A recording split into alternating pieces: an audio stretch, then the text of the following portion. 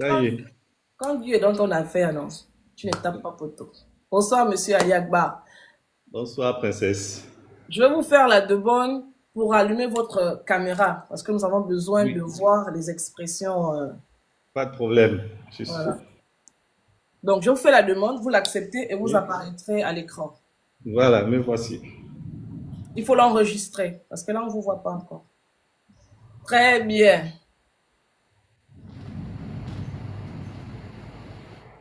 Je vous mets en grand parce que c'est vous Oui, pas de problème. la vedette de ce soir. Alors,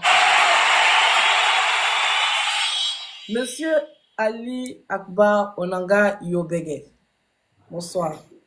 Bonsoir, princesse. Comment Et allez-vous? bonsoir à tous vos auditeurs. Ça va, Dieu merci. D'accord. Ben écoutez, on va pas parler plus que ça. Donc ce soir, vous êtes au purgatoire. Oui, je me suis rendu compte. N'ayez pas peur, ça ne fera pas mal. Non, comme la destination n'est pas encore arrivée, on ne sait pas si on est en enfer ou au paradis, donc c'est déjà ça. Très bien. Donc vous êtes au purgatoire, donc vous aurez avec moi quelques activistes. Donc ils se présenteront à vous au fur et à mesure. Moi, je vous Mhm. entretiendrai pendant un moment. Je vous Oui, poserai des questions en introduction, poser le décor et ensuite les autres, ils prendront le relais. Donc d'accord. pour commencer comme ça, je vais vous donner la parole et vous donner l'occasion de vous présenter à la communauté TikTok qui est plus ou moins, qui est relativement jeune. Donc, certains ne vous connaissent certainement pas. Donc, on va vous donner l'occasion de vous présenter. Allez-y. Bien, merci princesse. Bonsoir à tous vos auditeurs. Donc, je m'appelle Ali Akbar Onanga Yobege. Je suis né à Kéné dans le Haut-Ogooué, pour être transparent, le 4 juillet 1971, puisque ces informations se trouvent sur ma page Facebook. Je suis docteur en droit, enseignant à l'université Omar Bongo, Ondiba, enfin Bongo, de Libreville. J'ai été ministre dans le gouvernement d'Ali Bongo en 2018. Avant cela, j'ai assumé des fonctions d'ambassadeur du Gabon en Arabie Saoudite de 2008 à 2011. En 2011, j'ai été secrétaire général adjoint à la présidence de la République jusqu'en 2014. Et de 2014 en 2018, mon entrée au gouvernement, j'ai été secrétaire général du gouvernement. Et parallèlement à cela, je suis membre du bureau politique du Parti démocratique gabonais depuis 2013 jusqu'à ce jour. Et à titre purement privé, je suis musulman, responsable, j'ai été responsable au sein de la communauté musulmane du Gabon. Aujourd'hui, je suis un peu en retrait, mais je suis un croyant pratiquant. Voilà ce que je peux dire succinctement. Très bien. On va aller directement dans le vif du sujet, hein. Oui. Alors, au soir du 30 août 2023, donc lorsque le coup d'État a été annoncé, les militaires nous ont dit de façon succincte comme ça, en résumé, qu'ils ont fait le coup d'État par rapport aux pratiques ou au système Bongo PDG qui était devenu obsolète avec toutes ces dérives, tous ces... Vous, étant en tant que membre du Parti démocratique gabonais, qu'est-ce que vous pensez à la limite, ces accusations-là? Je le dis comme ça, mais bon, je vous donne la parole. D'accord. Écoutez, je pense qu'il est clairement établi par tous, et il ne sert à rien de dire autre chose, que le régime sortant déchu connaissait déjà quelques limites. Donc le constat, je pense que au 16, au 17 mars 2025, il ne sert à rien de revenir sur ce constat. Il est plus ou moins établi par les faits. Ce que nous devons regarder maintenant, c'est plutôt, de mon point de vue, la justification qui a conduit les militaires justement à opérer le coup d'État. Et la suite qu'ils donnent aujourd'hui à cette justification. Il me semble que sur la base de ce constat, les militaires ont promis, ont dit prendre le pouvoir pour changer les choses, pour restaurer, ont-ils dit, les institutions. Déjà, j'observe en tant que démocrate que le coup d'État est fondamentalement un acte antidémocratique. Et Non, c'est un mais acte illégal. monsieur Ali Akbar, vous esquivez la question parce que c'est important de le dire devant les Gabonais. Est-ce que vous vous reconnaissez dans les propos tenus par le général Brice Clotaire Oligui en justifiant de cet acte anticonstitutionnel qui a été posé? C'est important que vous répondiez à cette question. Oui, j'ai répondu, je vous ai dit, le constat, il est clairement établi que le régime déchu ne répondait plus aux aspirations du peuple gabonais sur un certain nombre de points, pas totalement. Vous savez qu'en toute chose, il faut toujours quand même être nuancé. La justification pratique du coup d'État, le processus électoral, c'était clairement établi qu'il était biaisé depuis le départ.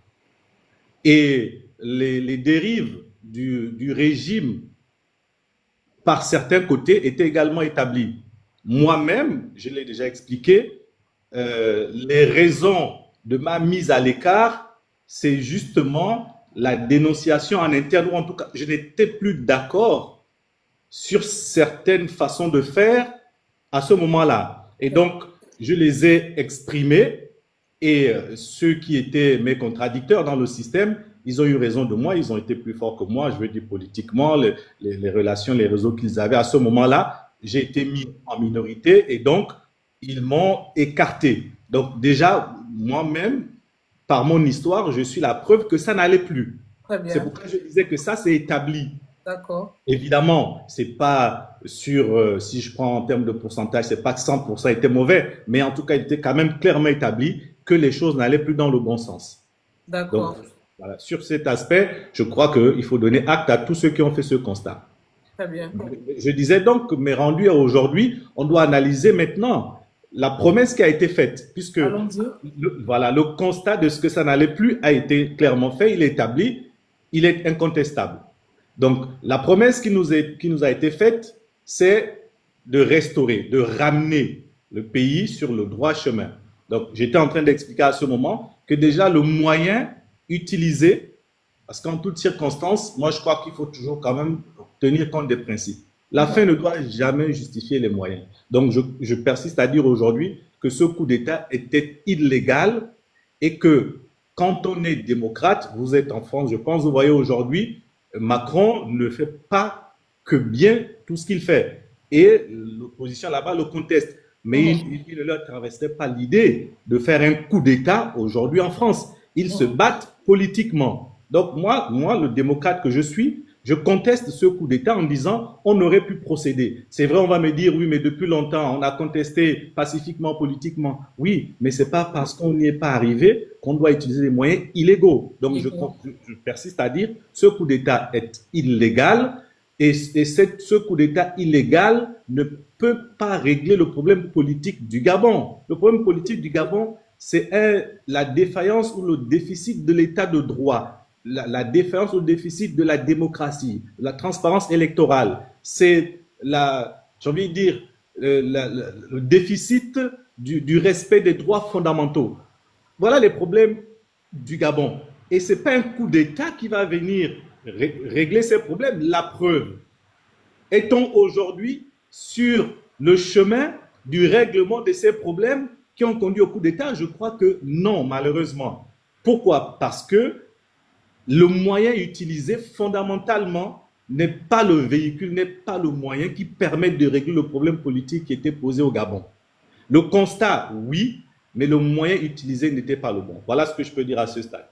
Très bien.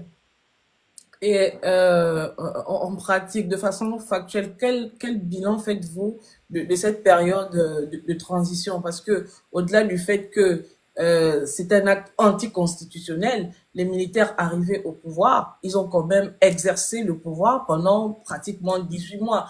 Quel est le bilan que vous dressez par rapport à cette gestion de l'État depuis pratiquement 18 mois? Alors, je ne sais pas s'il y a gestion de l'État depuis 18 mois. Certains me diront que je suis sévère et que pas du tout. Je crois que le CTRI, qui se définit comme le Comité pour la transition et la restauration des institutions, moi je qualifie plutôt ce CTRI de Comité de la trahison et de la régression des institutions. Trahison Ça, par rapport à qui? la trahison par rapport aux institutions, par rapport au peuple. D'accord. Alors, figurez-vous, en règle générale, les transitions ont quand même des standards internationaux. Lorsque vous êtes dans un système de transition, et on a vu ils ont esquissé quelques éléments, mais ils ne sont pas allés au bout de la logique. Il faut en général un calendrier précis, des règles transparentes, des règles du jeu élaborées par tous les acteurs et le respect des engagements pris pour garantir un retour constitutionnel. Moi, je vais rester uniquement sur la question de la démocratie et la question électorale. Je ne rentre pas dans les autres aspects. J'ai commencé à parler, si vous avez suivi depuis que je prends la parole, je ne rentre pas dans la gouvernance en tant que telle. Je reste sur le processus qui devait nous conduire à la restauration, à la fameuse restauration. Alors, ce que je veux dire, c'est qu'au Gabon, ce qui s'est passé, c'est oui, un changement de régime, mais pas un changement de système. Ce qu'il lui fallut faire, c'était de changer le système. On a déchu un régime, quelques personnes ont été remplacées, mais vous conviendrez avec moi, beaucoup d'acteurs de la transition aujourd'hui, c'est des figures connues, c'est des personnes qui étaient là. Est-ce que dans ce cas-là, on dit qu'il y a un système qui a été déchu? Quand on se rend compte... Le régime, celui qui a été déchu, c'est le régime, pas le système. Le système, il est le même. Aujourd'hui, c'est pourquoi d'ailleurs, je crois que les promoteurs de ce CTRI, peut-être involontairement, ils ont écrit CTRI, mais dans leur esprit, il ne s'agissait pas de changer le système. Parce que s'il s'agissait de changer le système, ils n'auraient pas restauré les institutions. Parce que la restauration, c'est les mêmes institutions qu'ils ont gardées et ils ont voulu les reconfigurer. D'ailleurs, ils n'ont pas fait. Mais s'ils avaient voulu changer de système, c'est plutôt le changement des institutions qu'ils auraient fait, pas la restauration. Parce que c'est les mêmes institutions. Si vous gardez les mêmes institutions, vous ne changez pas de système. Vous changez de régime en changeant les gens. Et la preuve aujourd'hui, même ce régime, il n'est pas fondamentalement changé. Vous avez presque, j'ai envie de dire, pour être gentil, 70% du même personnel politique est recyclé.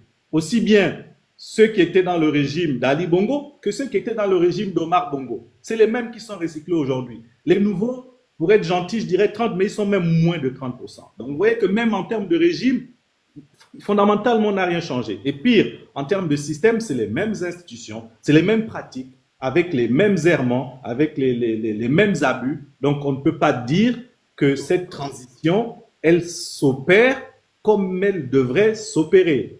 Ensuite, quelle est la démonstration que le CTRI fait aujourd'hui? Quand ils ont pris le pouvoir, ils ont bien annoncé que à la fin de ce processus, ils organiseraient des élections transparentes, démocratiques et remettraient le pouvoir aux civils. Est-ce que c'est ce qu'ils sont en train de faire depuis qu'ils sont arrivés? Non. Et comme ce n'est pas ce qu'ils sont en train de faire, ça veut dire qu'ils n'ont pas organisé de transition.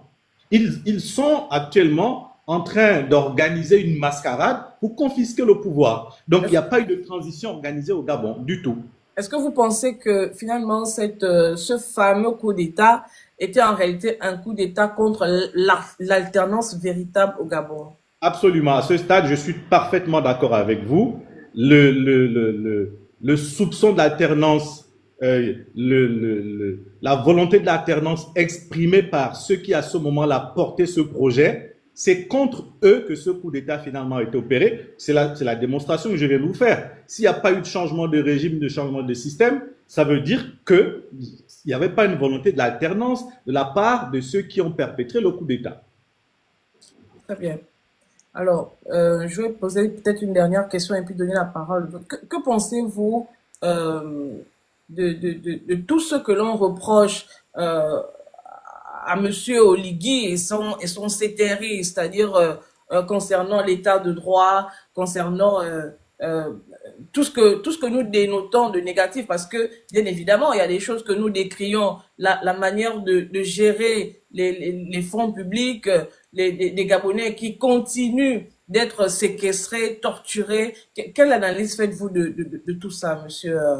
Mais je fais la même analyse que tous les citoyens objectifs qui constatent ce que vous constatez. Je viens de dire, je constate que le CTRI n'organise pas une transition. Le CTRI est en train de s'accaparer du pouvoir et ils le font en violation flagrante de toutes les normes. Il n'y a pas d'état de droit, princesse. Vous savez, l'état de droit, c'est l'assujettissement de tous, et les institutions et les gouvernants, à la règle de droit préalablement établie. À partir du moment où vous avez des personnes qui viennent modifier séance tenante des lois pour les rendre compatibles à leur ambition, il n'y a pas d'état de droit. À partir du moment où tous les organes sont supervisés par le CTRI et ses affidés, il n'y a pas d'état de droit. À partir du moment où vous avez des décisions politiques qui sont prises de manière unilatérale, sans consultation, sans inclusivité, il n'y a pas d'état de droit. Pire, la justice aujourd'hui ne fonctionne pas. Et même si elle avait fonctionné, elle ne serait pas indépendante. Donc, tous les d'un état de droit sont absents. Je ne veux pas dire que dans le régime déchu, il n'y avait pas également ces difficultés, mais très honnêtement, c'était moindre. C'est-à-dire qu'en termes de degré, c'était moindre dans le régime déchu qu'actuellement, pour ceux qui connaissent ce que signifient ces notions-là. Très bien. Franck Biziki, vous avez la parole. Bonsoir, Monsieur Ali Akbar Ondanga. Bonsoir, Bonsoir. Franck Biziki, citoyen gabonais engagé. On a dû se rencontrer plusieurs fois déjà, mais ça fait longtemps, très longtemps même. Je vais commencer par une question qui me paraît, à mon sens, très, très importante, hein. Ce sera à vous d'analyser la pertinence de ma question. Êtes-vous toujours en contact avec M. Ali Bongo? En contact directement, non, pour être honnête, mais je prends régulièrement de ces nouvelles par des personnes autorisées. D'accord. Une autre question. Quelle observation faites-vous de la détention de Mme Sylvia Bongo sans jugement depuis l'avènement du CTRI? Ça fait partie des aberrations que je viens d'indiquer. Vous savez, c'est là où on dit la loi est dure, mais c'est la loi. Autrement dit, vous ne pouvez pas prétendre instaurer un état de droit. Vous ne pouvez pas prétendre changer et vous comporter en bandit. Ça, c'est du banditisme, ce qu'ils sont en train de faire. C'est du banditisme vulgaire. Parce que dans un état de droit, pour arrêter, interpeller des personnes, on doit, quels que soient les crimes qui vous sont reprochés, la justice, elle est là. Si la justice est absente, on se retrouve dans l'anarchie. On est dans la loi de la jungle. Et la loi de la jungle, elle détruit les sociétés.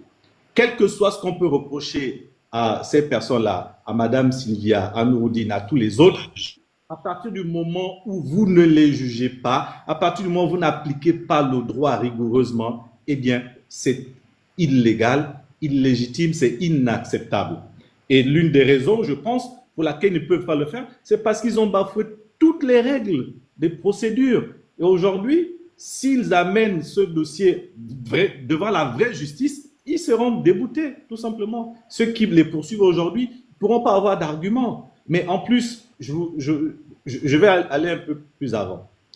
Je laisse tous les autres. Je vais prendre le cas de Madame Sylvia. Madame Sylvia, c'était la première dame du Gabon. Dans aucun texte, je n'ai pas vu, je suis juriste, je peux me tromper, mais je n'ai vu aucun texte législatif ou réglementaire au Gabon qui prévoit la fonction de première dame. Je n'en ai pas vu. Si cette fonction n'existe pas, ça veut dire que juridiquement, cette dame n'a posé aucun acte répréhensible dans l'exercice de cette fonction. Il reste quoi? En admettant qu'elle ait posé des actes qui sont répréhensibles, il reste que, eh bien, elle est soit complice, soit commanditaire, qu'elle a agi en passant par des personnes qui avaient le pouvoir légal d'agir. Pour être plus concret, je prends le cas, si par exemple on lui reproche d'avoir, je ne sais pas, versé dans la corruption ou quoi, je veux dire dans le domaine de la santé, à partir du moment où elle n'est pas ministre de la Santé, si une infraction doit lui être reprochée, mais elle sera peut-être commanditaire ou complice, mais il faut d'abord arrêter l'auteur principal de l'infraction pour que le complice ou le commanditaire puisse être poursuivi. Si vous ne faites pas ça, votre infraction, elle n'est pas avérée. Donc, vous ne pouvez pas poursuivre cette personne sur la base d'une infraction qui n'existe pas. Où est l'infraction principale? Qui l'a commise? L'infraction principale. Vous laissez les auteurs supposés, présumés des infractions principales en liberté et vous arrêtez quelqu'un qui n'a aucun rôle principal, donc qui n'a violé aucune loi directement. Vous voyez? Donc, et pour beaucoup d'entre ceux qui sont là-bas, ils sont dans cette situation. Et en plus, le plus risible, je dis risible parce que c'est le mot. Regardez, où sont les preuves matérielles des infractions reprochées? Pour certains, ils les ont dilapidées, comme si on était au village dans la bourse, comme si on était, franchement, les fameuses sommes saisies, en admettant que ces sommes étaient des preuves, ils se sont distribués bien entendu. Ils se sont distribués ces sommes comme au village. Mais après, vous allez condamner les gens et vous allez... Franchement, ça fait rigoler, mais en même temps, ça fait pleurer parce que ce à quoi on assiste, c'est du jamais vu. Je vous assure. On est dans une république aujourd'hui qui n'en est pas une. Très bien. Et franchement, ça décrédibilise le Gabon aux yeux de l'extérieur. Alors, merci beaucoup. Oui. Alors, Monsieur Akbar, vous qui étiez au cœur du pouvoir, à quel moment de l'histoire du Gabon, Sylvia commence à devenir incontournable? Qu'est-ce qui permet à Sylvia Bongo de s'asseoir et de diriger le Gabon comme elle l'a fait au point où, aujourd'hui, elle est la seule à être accusée d'être le véritable problème de notre pays? Ça arrive à quel moment exactement? Je ne peux pas affirmer, que Madame Sylvia Bongo a dirigé le Gabon comme elle voulait. C'est pas possible. Avec toute la rigueur du juriste que je suis, je ne peux pas l'affirmer. Parce qu'un État, c'est pas un individu. Et de surcroît, elle n'avait pas de mandat. C'est pas elle le chef de l'État. À la limite, quand vous êtes chef de l'État, oui, c'est vous qui ordonnez et vous avez le pouvoir de le faire. Donc, je peux pas faire cette affirmation. Maintenant, factuellement, il se pourrait que au moment où le président Ali Bongo Ondimba est tombé malade, en tant qu'épouse, elle ait pu l'accompagner et jouer un rôle beaucoup plus présent. Mais vous savez, je n'étais plus là, puisque moi, je suis parti de là en fin 2018, début 2019. Et au moment où je partais, elle n'était pas encore au cœur de l'activité politique dans le pays, si elle l'a été. Les accusations qui lui sont faites, puisqu'après j'ai entendu, je suis dans le pays, après la question c'est vrai ou c'est faux, ça c'est un autre débat, mais le moment où on a commencé à dire qu'elle était présente, c'est justement, je crois, après 2019, mais comme je vous dis, je n'étais plus là. Mais par expérience, je vous dis, en tant que première dame, elle ne peut pas avoir géré le Gabon, elle ne peut pas l'avoir fait, c'est impossible, et de surcroît, n'étant pas chef de l'État, c'est pas possible. Et dans tous les cas, même le chef de l'État ne peut pas gérer seul un pays. Donc, c'est ce que je vous disais tout à l'heure. Pour les infractions pour lesquelles on l'accuse, mais où sont les auteurs principaux de ces infractions? Parce qu'il faut, dans son cas, qu'il y ait des auteurs principaux. Elle ne pourrait être comme commanditaire. Excusez-moi, monsieur Alagba, on parle de falsification de signature. Alors, la falsification de signature a promu qui dans ce cas-là? On parle de 2019. C'est la bonne question. Mais c'est la bonne question. Mais vous voyez bien que personne ne veut tirer les vraies conséquences de tout ce qu'on nous dit.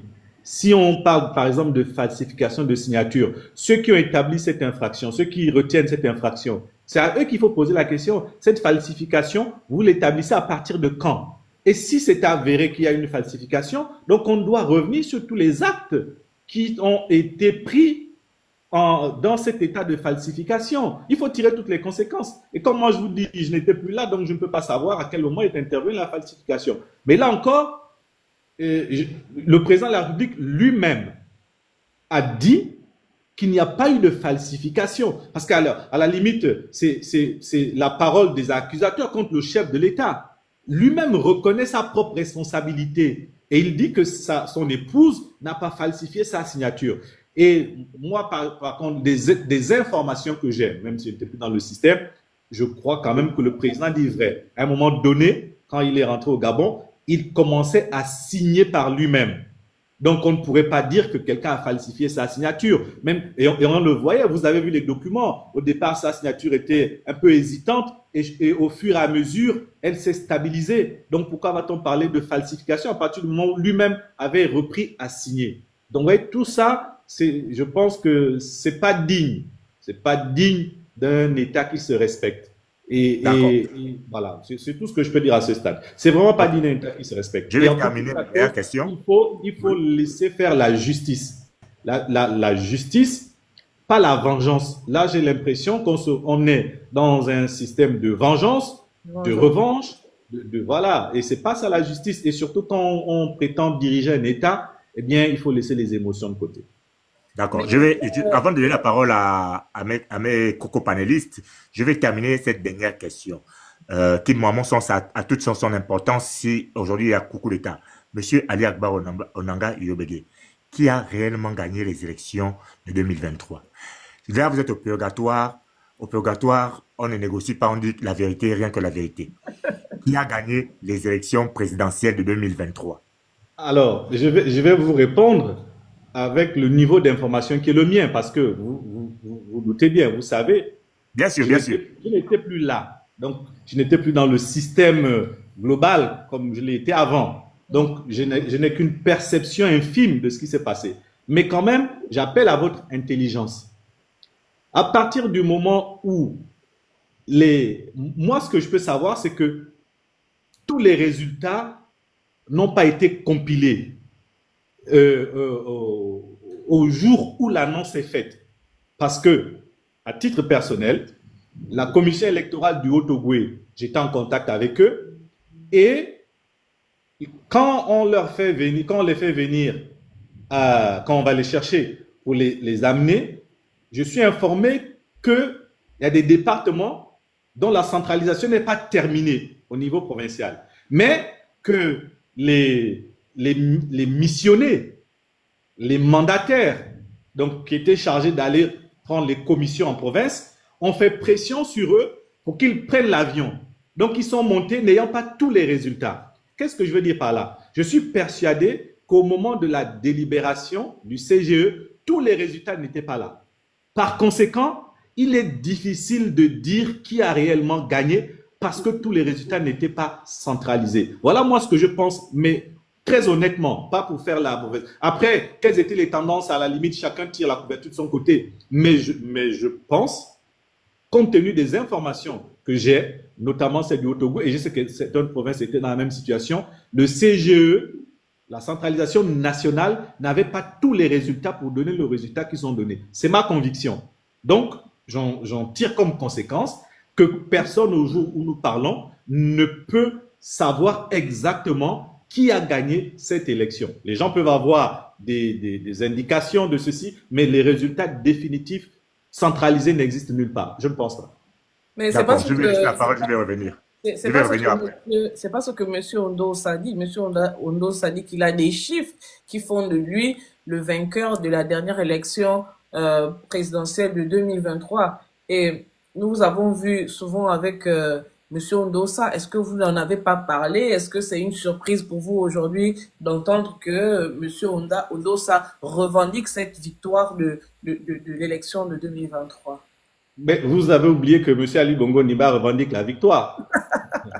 Et que moi je suis un soutien fidèle d'Ali Bongo Ndimba non, mais c'est pas là le débat. Je viens de vous dire que ma conviction personnelle, et pourtant je viens de vous dire que M. Ali Bongo Ndimba revendique cette victoire. Très Donc, bien. vous aurez pu me poser la question plutôt par rapport à Ali Bongo Ndiba au professeur Ondosa, pour lequel j'ai beaucoup de respect. Non, ce que je veux dire, c'est que moi, mon information, après, il se peut que mon information n'est pas vraie, je ne prétends pas détenir la vérité, mais ce que je sais, c'est que le CG n'avait pas tous les résultats. Donc, à partir de ce moment, je tire une seule conséquence, c'est que s'il n'y a pas tous les résultats, personne ne peut donc revendiquer légalement et légitimement la victoire. Mais je reconnais, enfin, je donne acte à chacun de la revendiquer. Mais monsieur Ali Akbar Fong, s'il te plaît, comment une commission n'a pas en sa possession tous les résultats, mais décide quand même de venir à la télévision annoncer des résultats? Oui, mais c'est là que le processus a été biaisé. Il faudra sûrement qu'on nous explique comment ça s'est fait. Mais une fois de plus, je vous dis, m'appuyant sur ce que je connais de la commission provinciale du Haut-Ogooué, j'ai eu le président de cette commission. Au moment où on est allé le chercher, il y a des départements qui n'avaient pas fini la centralisation. Donc, il est monté sur Libreville avec des résultats incomplets. Ça, je suis formel, je peux le dire.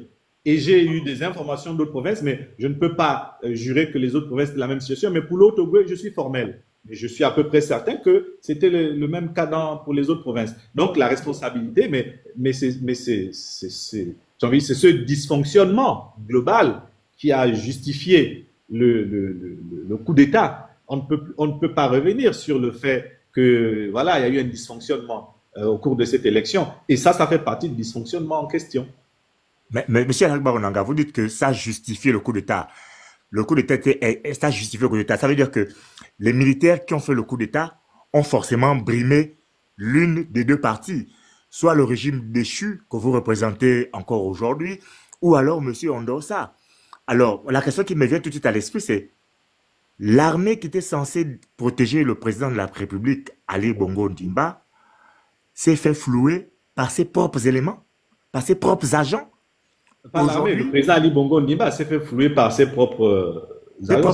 Sa propre troupe. Oui. La garde républicaine. Mais c'est évident. Là, franchement, vous enfoncez des portes ouvertes. C'est évident qu'ils l'ont trahi, qu'ils ont été déloyaux vis-à-vis de lui. C'est évident. La question, non, moi je n'enfonce pas de porte ouverte. Je voulais vous entendre le dire vous-même. C'est bon. Ah non, mais peut-être que vous ne m'écoutez pas. Je le dis tous les jours dans mes prises de parole. Je vous dis que je ne suis pas d'accord avec le coup d'État, que le coup d'État est anticonstitutionnel et que le problème politique du pays aurait dû se régler par des voies politiques, pas par une voie anticonstitutionnelle. Ça veut dire que je suis en train de vous dire que les militaires, ils ont mal agi. Voilà, c'est ce que je dis. Très bien. Allons-y, monsieur Mwanga, vous avez la parole. Alors, je vais faire... attends un instant. Je vais un peu vous réexpliquer les règles en commentaire. Si vous écrivez n'importe quoi, on va vous bloquer. Vous pouvez commenter, vous pouvez dire ce que vous avez envie de dire, mais soyez courtois, soyez respectueux. Pas seulement vis-à-vis de l'invité, mais également vis-à-vis de nous, les panélistes. Si vous écrivez n'importe quoi, on vous bloque tout simplement. Monsieur Mwanga, allez-y. Merci. Bonsoir, monsieur Ali Akbar. Bonsoir, monsieur Mwanga. Alors, moi, ça tombe bien. Je savais pas que vous étiez juriste. J'ai essayé de faire mes classes pour savoir un peu qui vous êtes. Du coup, ça tombe bien que vous soyez juriste. Parce que moi, ma question va se porter justement sur la Constitution et sur la Cour constitutionnelle. Je vais paraphraser le président feu Pierre Mamboudou qui avait clairement dit en 2005 à Madame Marie-Madeleine Bouranceau que dans l'article 89 de la Constitution de 91, elle n'avait pas le droit de rester et de statuer à la Cour constitutionnelle. Vous avez dit que vous avez été membre du gouvernement d'Ali et vous avez cessé d'être ministre en 2019. Ça veut dire que vous étiez sous le magistère de Marie-Madeleine Bouranceau alors qu'elle était en toute violation de la Constitution gabonaise. Qu'est-ce que vous pouvez dire de cette dame au vu de ce qui se passe actuellement? Alors, elle aurait violé quel principe? Rappelez-moi. Que dit l'article 89? L'article 89, je ne l'ai pas lu en entier, mais selon le feu Pierre Mamboudou, l'article 89 stipulait que Marie-Madeleine Branceau n'avait pas le droit de faire un troisième mandat. Chose qu'elle avait fait. En 2005 à la tête déjà, de la Cour constitutionnelle. à la tête de la Cour constitutionnelle, en 2005, elle était déjà à son troisième mandat, en violation de l'article 89. Et vous avez dit que vous étiez ministre, donc, et Marie-Madeleine Branceau était toujours présidente de la Cour constitutionnelle. En tant que juriste, que pensez-vous des effets de cette dame qui, selon nous, et je vais dire selon moi en particulier, et nous en général, ne lisait pas le droit constitutionnel gabonais? C'est ma Alors, vous première question. savez, c'est une question importante, celle que vous posez, mais la réponse se trouve presque dans votre question, j'ai envie de dire. Madame Marie-Madeleine Branceau a été nommée par le président de la République. Je pense qu'au moment où elle fait ce que vous appelez le troisième mandat, il y a eu une modification de la Constitution. Alors, vous allez me dire que c'est probablement cette modification de la Constitution qui était problématique. Je vous donne acte, mais la modification, elle a eu lieu. Donc, à partir du moment où, si vous voulez, au stade où nous sommes aujourd'hui, ce sont ces pratiques-là qui ont posé finalement problème. Vous voyez, c'est la même chose qui se reproduit aujourd'hui. Mais j'ai envie de dire, est-ce qu'on doit rester aujourd'hui dans le passé? À partir du moment où le constat est fait que ce passé a été problématique, je pense que très honnêtement pour aujourd'hui, pour ceux qui sont les vrais patriotes, il faut s'appesantir désormais sur la situation du pays aujourd'hui. Si on veut faire avancer, changer positivement les choses, ressasser le passé à partir du moment où le constat est fait que ce passé a été problématique, me semble-t-il, n'est pas de bonne méthode. Mais je vous donne acte de continuer à poser les problèmes du passé. Mais il me semble que ce passé-là, le constat est fait par tout le monde qu'il a été problématique. Donc, ça ne sert à rien de revenir sur ça. C'est maintenant, aujourd'hui, il faut voir. À la limite, si vous évoquez ça, pour faire un parallèle avec la Cour constitutionnelle aujourd'hui, avec peut-être des actions aujourd'hui qui ressemblent à hier, oui, peut-être c'est à ce moment que l'évocation du passé doit nous servir à améliorer le présent et le futur. Mais si c'est juste pour les besoins de la rhétorique, il me semble que ça ne fait pas avancer le débat. Mais je reconnais la pertinence de votre observation, sauf que je vous dis, il me semble que juridiquement, les précautions étaient prises pour ne pas avoir une violation frontale de la législation, mais ce sont entre guillemets, les manipulations juridiques qui ont posé problème hier, qui posent problème aujourd'hui et qui ont été dénoncées et dont le constat est fait que c'était limite par rapport à l'état de droit que nous souhaitons. Voilà tout ce que je peux dire. Ok, alors ma deuxième question, c'était sur, on vous a vu récemment faire une sortie avec Monsieur Pierre Claver Manara Moussabou, Alain-Claude Bilebinze et Monsieur Ondosa. Vous avez fait une sortie qui ne voulait pas dire, de ce que j'ai entendu, que vous étiez en alliance. Cependant, nous avons vu que Monsieur Alain-Claude Bilebinze s'est porté candidat à l'élection présidentielle. Quel est votre regard de cette élection qui se profile, sachant que, selon moi encore, les dés de cette élection sont pipés?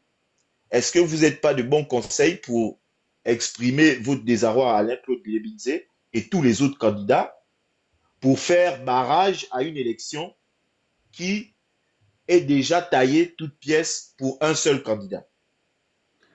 Oui, bon, je crois que c'est pas une question que vous posez, vous faites une analyse et moi je partage votre analyse. Cette élection, c'est une pure mascarade. Il y a pas d'élection. On voit bien que tout est fait pour dessiner le schéma d'une prise de pouvoir par la force en réalité sous les habits de démocratie ou en faisant semblant de faire intervenir les principes démocratiques, mais il n'y en a pas. C'est une élection biaisée, c'est une pure mascarade. Après, vous nous avez vu, oui, nous sommes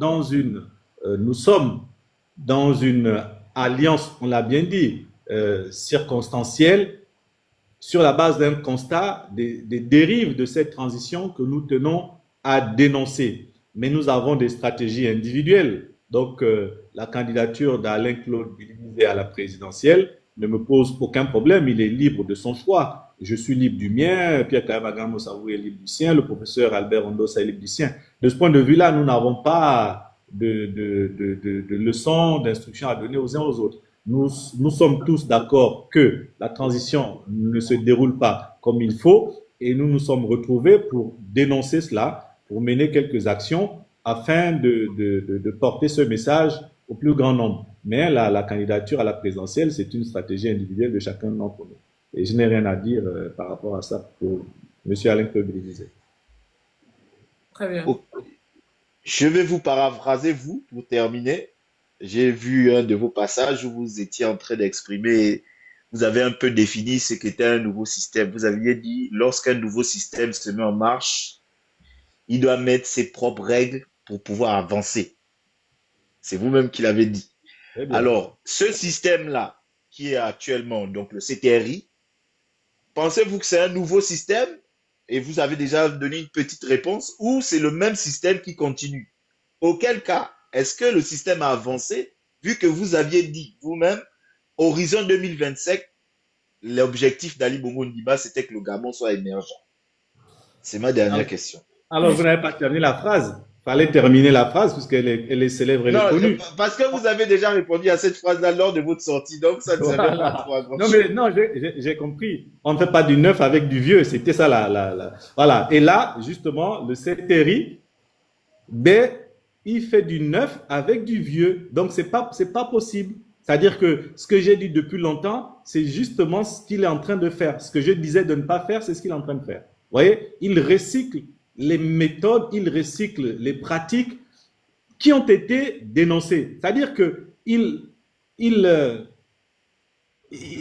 dénie sa propre légitimité, la légitimité de son action par rapport à ces actes du quotidien, par rapport à ce que les actes que pose ce CTRI, c'est la remise en cause de la justification du coup d'État. On est dans la reproduction à l'identique et de manière cynique du régime déchu. Et par certains aspects, on est même dans la caricature. C'est-à-dire, par certains aspects, c'est pire que le régime déchu. Et moi, je suis déçu de voir ceux qui aujourd'hui soutiennent ce régime militaire, qui étaient des donneurs de leçons hier, les démocrates d'hier. Quand je les vois aujourd'hui, je comprends que mais j'ai pitié pour mon pays. C'est-à-dire que vous regardez la majorité de ceux qui soutiennent aujourd'hui, ils étaient parmi vous-même, entre les activistes, oui. Et je dis, ils ont mis les principes où? Mais une démocratie ne peut pas s'accommoder d'un régime militaire, c'est pas possible. Ça n'existe. Sur les principes, il faut quand même un peu de principes dans la vie. Dans la vie, je pense qu'il faut un peu de principes, un peu de valeur. On ne peut pas être mu que par l'opportunisme. Et là, aujourd'hui, moi, je vois beaucoup de personnes qui affichent un opportunisme dégoûtant, qui oublient que nous sommes dans un État et qu'il y a un minimum de règles. Mais qu'est-ce que nous allons enseigner à nos enfants? Tous ces gens-là, demain, ils diront quoi à leurs enfants? Non, la démocratie, c'est à jeter aux poubelles. L'essentiel pour moi, c'est ma position, c'est mon intérêt du moment. Parce que beaucoup sont là. Ils savent que ce qui se passe aujourd'hui au Gabon, c'est inadmissible, c'est illégal, c'est inacceptable, c'est anticonstitutionnel, tout ce que vous voulez. Mais chacun trouvant son compte ici ou là ou espérant ceci, finit par légitimer l'illégitime, légaliser l'illégal. Vous voyez, c'est à ça qu'on est réduit dans ce pays. Et les grands donneurs de leçons d'hier, je les vois. Je voudrais bien, il fallait les faire monter aujourd'hui au purgatoire. Vous devez venir me dire, les grands donneurs de leçons d'hier, je les vois aujourd'hui soutenir, mais quand ils soutiennent des putschistes, c'est-à-dire des gens qui ont fait un coup d'État. Le coup d'État étant l'acte le plus grave dans un État, un acte anticonstitutionnel qui ne s'accommode d'aucun régime démocratique au monde. Personne ne peut venir dire que oui, on peut faire des accommodements avec un coup d'État. Ça n'existe pas. Où on est démocrate, on doit condamner ça et se tenir loin, ou on ne l'est pas. Et on doit assumer alors qu'on n'est pas démocrate. Et si hier on a dit qu'on est démocrate, il faut qu'on vienne on peut dire non, excusez-moi, je ne l'étais pas en réalité.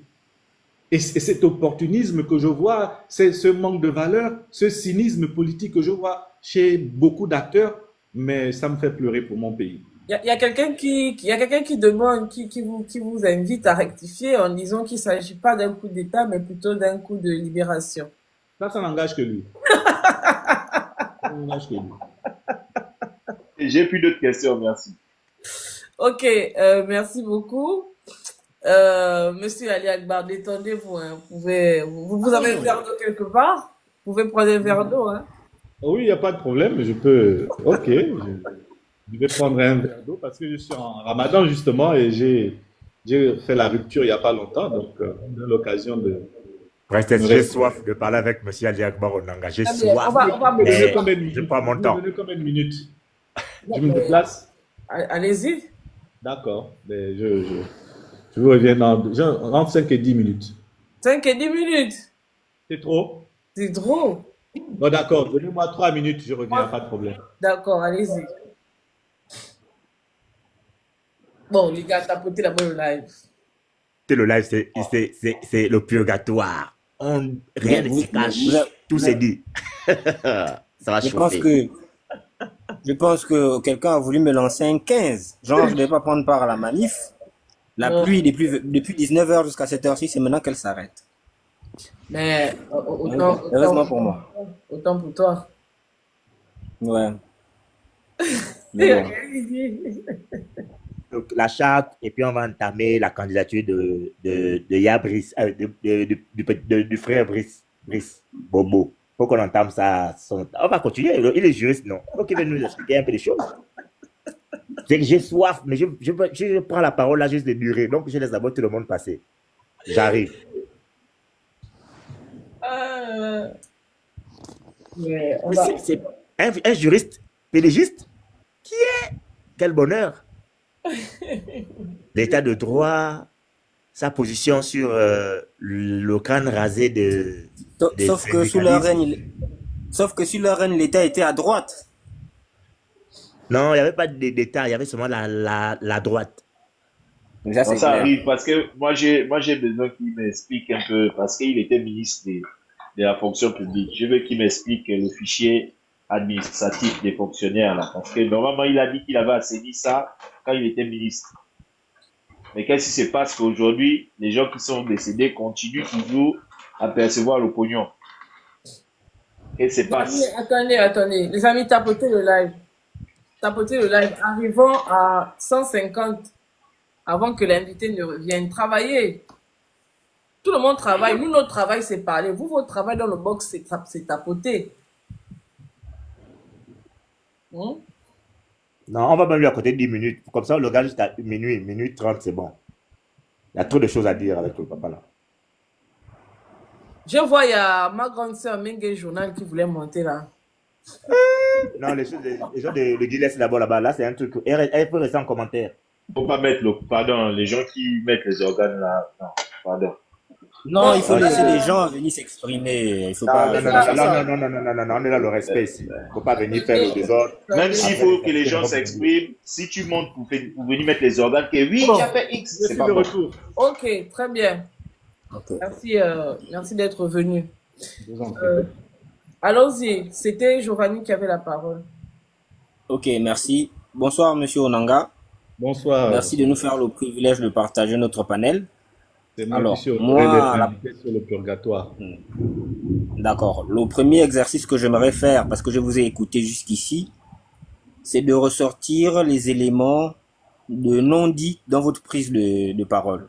Mhm. Et moi, je note dans votre prise de parole ou dans votre attitude le fait que vous n'ayez pas nécessairement un regret sur ce qui s'est passé sous votre gouvernance. Quand je parle de votre gouvernance, donc sous la gouvernance d'Ali Bongo que vous semblez soutenir jusqu'à maintenant, au point que vous nous rappeliez que vous êtes un soutien d'Ali Bongo.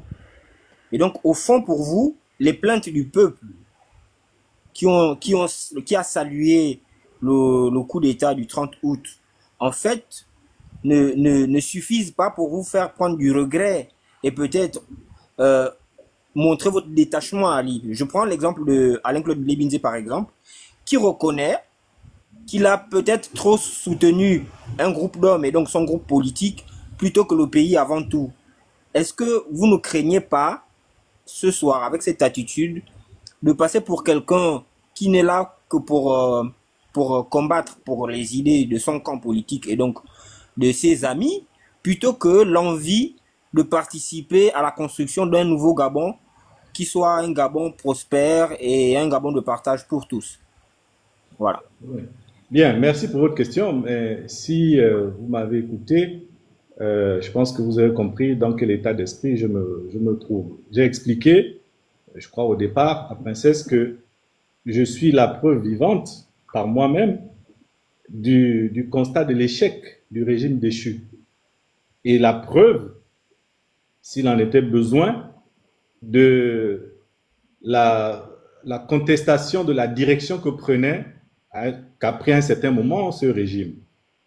Puisque c'est en raison de mes prises de parole dans ce régime que j'ai été écarté. Si vous étiez là, vous aurez dû entendre cela. Donc, si j'ai été écarté pour mes prises de position, ça veut dire que je n'étais pas d'accord avec ce qui s'est fait à ce moment-là. Du moins, les choses pour lesquelles je n'étais pas d'accord, pas sur tout. Donc, je suis la preuve vivante que ça n'allait pas. Donc, j'ai joué ma partition, comme on dit. Et je n'ai pas cherché à revenir à tout prix. Je suis resté dans cette position en indiquant que la voie qu'on empruntait à un moment donné n'était plus la bonne. Ça, c'est la première chose. La deuxième chose, c'est que depuis que je prends la parole, j'ai exprimé déjà mes regrets pour ces moments-là où j'étais dans le système. Je ne peux pas dire autre chose. À des moments, j'ai certainement pris part à des décisions que peut-être, si j'avais essayé, j'aurais pu influencer et que je ne l'ai pas fait. Pour ces moments-là, je pense que j'ai déjà exprimé mes propres regrets. Et aujourd'hui, quand je dis que je suis toujours soutien d'Ali Bongo, oui, je le suis, je l'assume. Et personne ne me fera dévier parce que je connais M. Ali Bongo. Je sais ce qu'il a fait pour ce pays. Et j'ai fait partie des personnes qui étaient là. Et si vous pensez que le recyclage politique, c'est ça qui va régler le problème du Gabon, je ne dis pas vous, je dis l'attitude, l'ambiance du moment qui est un recyclage, c'est-à-dire qu'il faut simplement critiquer le régime déchu pour se faire une virginité politique. Il faut montrer qu'on est devenu l'adversaire acharné d'Ali Bongo pour avoir une place au soleil. Je ne mange pas de ce pain et je n'irai pas là-bas. Voilà, parce que je suis quelqu'un, j'ai des convictions. Et je sais que Ali Bongo, il n'a pas dirigé ce pays seul. Et je vois dans le régime actuel beaucoup de personnes qui sont fossoyeurs de la République, qui ont contribué à créer les problèmes qu'il y a aujourd'hui dans ce pays, sont là recyclés dans le nouveau régime. Et les dernières années d'Ali Bongo, au moment où il était malade, très clairement, il n'a pas pu diriger le pays étant malade. Et ce n'est pas seulement sa femme et son fils. Tous ceux qui étaient dans les gouvernements là, ils sont où? Beaucoup sont là actuellement dans le nouveau régime. Mais pour ne pas la citer, nous avons la ministre de l'Éducation nationale qui était ministre de l'Éducation nationale à la veille du 30 août 2020. Ils sont plusieurs. Donc le problème, cher monsieur, c'est pas Ali Bongo. S'il y a un problème, alors Ali Bongo n'est pas seul dans ce problème. Et c'est pas parce qu'il y a eu ce problème qu'on doit se désolidariser d'Ali Bongo. Regardez, dans les grandes démocraties, il arrive des moments où des chefs d'État ou des leaders n'ont pas pu conduire leur pays dans les conditions espérées ou promises. Mais est-ce que pour autant, ces personnes sont abandonnées par tous ceux qui étaient leurs collaborateurs au prétexte qu'ils n'ont pas pu réaliser les promesses faites au peuple lors de la prise du pouvoir? Non, je pense que après, je respecte ceux qui aujourd'hui tournent le dos à Ali Bongo, hein, je respecte. Mais c'est pas moi, je ne le ferai pas. Je demeure un fidèle, loyal à Ali Bongo, qui plus est, et je pense que vous devez le savoir, c'est un aîné, Ali Bongo. Et pour moi, Ali Bongo a été un bienfaiteur. Et moi, je vais continuer à le dire et je vais le reconnaître, même si je suis le dernier à le faire.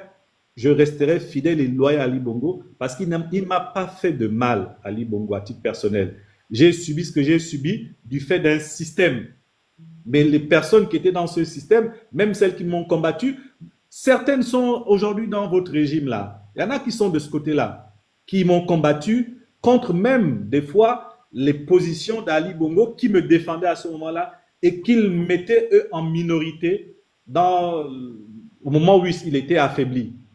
Donc voilà, donc je ne vais pas aujourd'hui dire que parce que Ali Bongo était président de la République, il est le seul responsable des dysfonctionnements que le pays a connus. Non, c'est simpliste. Oui, ok. Mais écoutez, moi, ma question n'était pas pour vous amener à faire une scission dans votre amitié avec Ali Bongo. Et d'ailleurs, je salue votre courage par rapport à cet acte-là, mais c'est sur le plan politique. Moi, je pense que vous n'êtes pas sans ignorer ce que le peuple en général pense d'Ali Bongo et de sa politique. Enfin, au moins de sa gouvernance. Et par conséquent, lorsqu'on évoque les questions politiques et que vous ressortez le fait que vous êtes un soutien d'Ali Bongo, moi, vous regardant politiquement parlant, je me demande, mais à quel moment vous soutenez le Gabon plutôt qu'un homme? Votre ami, c'est votre ami, en dehors de la sphère politique. Qu'il ait votre soutien, c'est tout à fait normal. Mais je ne faisais même pas non plus un parallèle avec le CTRI. Parce qu'au fond... Mais le Gabon, je le soutiens, cher monsieur. Depuis quelque temps, j'explique aux Gabonais ce que devrait être la vision. C'est ça ma façon de participer.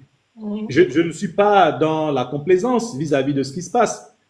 Le niveau d'expérience qui est le mien, les connaissances qui sont les miennes, je les mets aujourd'hui au service du peuple gabonais. Et je dénonce même les travers du moment où moi j'étais aux affaires. Si vous me suivez un tout petit peu, vous verrez que mes prises de parole aujourd'hui, j'essaie d'être, autant que faire se peut, d'être objectif aussi bien sur le passé lorsque j'évoque certains moments où certaines choses qui ont été mal faites, comme aujourd'hui, je ne suis pas dans la complaisance avec ce que fait le régime en place. Donc ça, c'est ma façon à moi de participer à ce Gabon nouveau en indiquant quelle peut être la bonne direction, en tout cas de mon point de vue. C'est tout à fait relatif. Donc, je ne peux pas me faire ce procès. Je participe aujourd'hui à ma manière à réécrire une page honorable pour notre pays. C'est ce que je fais. C'est mon combat de tous les jours depuis quelque temps. D'accord. Alors, ma seconde question, que répondez-vous aux Gabonais qui pensent comme moi que vous avez, à un très haut niveau, participé à l'hégémonie de la Légion étrangère dans le pouvoir Ali Bongo? On a en souvenir, par exemple, votre proximité avec la famille, comment il s'appelle, les messieurs musulmans aujourd'hui, dont les fils sont en prison, membres de la Young Team. Les Osséni, voilà. Oui. Alors, quel a été votre niveau de responsabilité dans leur hégémonie à l'intérieur du pouvoir gabonais? Alors, poser cette question doit sous-entendre que j'ai été pour quelque chose. Si vous m'apportez une preuve, pas la rumeur, si vous m'apportez une preuve que j'ai joué un quelconque rôle dans ce que vous appelez l'hégémonie, encore faudra-t-il démontrer c'est quoi l'hégémonie par rapport à moi, parce que je suis musulman, l'imam Ismaël Osséni est musulman, c'était le grand imam, président du Conseil supérieur. La relation que nous avions était une relation purement musulmane. Ces enfants, ce sont mes neveux. C'est pas moi qui les ai promus, encore qu'il y en a qu'un seul qui était dans les fonctions politiques étatiques. C'est pas moi qui les promus. Donc, si vous me faites la preuve qu'il y a un lien entre leur promotion et leur hégémonie telle que vous le dites et ma personne, à ce moment, je vous répondrai. Mais si vous ne faites pas cette preuve, ça reste de la rumeur et moi, je ne réponds pas aux rumeurs. Très bien. Il y a une autre question, Giovanni? Ouais, une dernière question. Alors, aujourd'hui, vous avez fait des sorties politiques. Malheureusement, on constate que vous n'êtes pas, malgré tout, candidat à la prochaine élection. Du moins, vous n'avez pas fait acte de candidature. Qui soutiendrez-vous, par exemple, pour les prochaines élections, pour la prochaine élection qui arrive? Déjà, merci de considérer que c'était un malheur pour vous. Non, je rigole. Non, il y a pas, c'est pas malheureusement. Alors, mes prises de position ne sont pas intéressées à titre individuel. Je pense que certains l'ont cru, mais non. Comme je venais de vous le dire plus tôt, j'apporte ma pierre à, à l'édification de ce Gabon nouveau que nous voulons.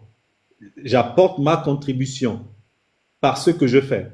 Voilà où j'en suis dans ce que je fais. Ce n'était pas un acte intéressé parce que je voulais un mandat ou un autre. Non, non, c'était pas ça la question. Maintenant, je suis au PDG et si vous regardez un peu l'actualité du PDG, je sais que ça n'intéresse plus beaucoup de gens aujourd'hui, mais il se trouve que nous sommes dans une crise interne et que moi, j'ai une position aujourd'hui dans le PDG où je pense que le PDG doit assumer sa gestion du pays, assumer ses échecs, assumer ses réussites. C'est pour ça que moi, je reste au PDG pour que le PDG transmette.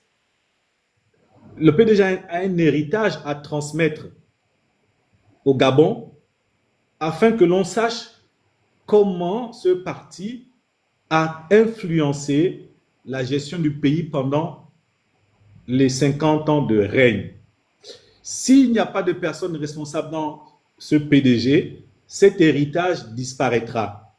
Et on ne refait pas le monde. Vous voyez les grandes démocraties, vous voyez aujourd'hui, elles ont une histoire. On ne détruit pas son histoire. J'entends les gens aujourd'hui qui disent que le PDG disparaît. Mais si le PDG disparaît, comment saurez-vous ce qui a été bien fait, mal fait, quels ont été les ressorts de ces actions positives, négatives? C'est ça qu'on appelle l'expérience dans un pays. Donc moi, je suis partisan de cette vision-là. C'est pourquoi je reste au PDG pour garder cet héritage et le rendre public et le rendre disponible pour le peuple gabonais pour que le pays se serve de cette expérience. Et donc, dans ce PDG, nous avons compris le message du peuple gabonais. Le peuple gabonais souhaite que le PDG reste en dehors au moins pour un moment, que le PDG respecte le peuple gabonais en restant en dehors de la gestion étatique. Et moi, j'ai compris ce message avec mes camarades.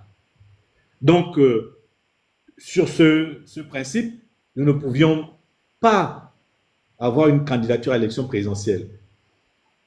Maintenant, qui veuille soutenir, à partir du moment où je suis engagé aujourd'hui avec d'autres, ce n'est plus ma parole seule qui importe. Je suis avec des camarades, nous sommes en train de regarder la question et très probablement, le moment venu, nous rendrons public notre vision. Mais il est certain que nous tenons à rester à l'écart de la gestion des affaires publiques, étatiques, même si c'était un régime démocratique, il y a plus forte raison, dans un régime militaire comme celui-là, nous ne pouvons pas participer à cette mascarade. Très bien. Ok, merci Monsieur Onanga. J'apprécie particulièrement votre dernière réponse quand vous dites que l'objectif pour vous, c'est de rester en dehors des affaires jusqu'à ce que vous fassiez peut-être une virginité politique pour revenir sur la scène de façon... Un respect pour ce qu'a exprimé le peuple gabonais, en effet. Nous devons rester Vous avez tout mon respect pour... vous avez tout mon respect pour cette attitude parce que je pense que normalement des personnes bien constituées qui sortent du PDG ne devraient avoir que cette attitude-là pour l'instant. Merci encore. C'est moi qui vous remercie. Alors, Esther Bozerop. Bonsoir, princesse. Bonsoir, monsieur Ali Akbar Onanga. Bonsoir, madame Esther. Bonsoir, au purgatoire. Alors, j'ai une question, on va dire 3 questions dans une, et qui s'oriente en principe sur le rôle de la GR. D'abord, j'ai envie de savoir quel est le rôle de la GR, à qui la GR doit-elle honneur et fidélité, et si le coup d'État du 30 août était un coup d'État contre la personne d'Ali Bongo. Ben, écoutez, la garde républicaine, je pense que sans être précis, mais de manière générale, il me semble que lorsque la réforme de ce corps a été faite, parce qu'avant c'était la garde présidentielle, lorsqu'on l'a transformée de garde présidentielle en garde républicaine, on a élargi un tout petit peu ses missions pour que désormais elle soit, ça devienne une force pour la protection des institutions et des hautes personnalités du pays en particulier, en priorité, le président de la République. C'est leur mission fondamentale. Donc, c'est une armée dont la particularité, et je me répète encore, celle de garder, de protéger le président de la République en particulier et certaines hautes personnalités. Et donc, ceci étant dit, on comprend très bien que si c'est cette armée qui a perpétré un coup d'État contre celui qu'elle était censée garder, il y a un problème. Il y a un problème.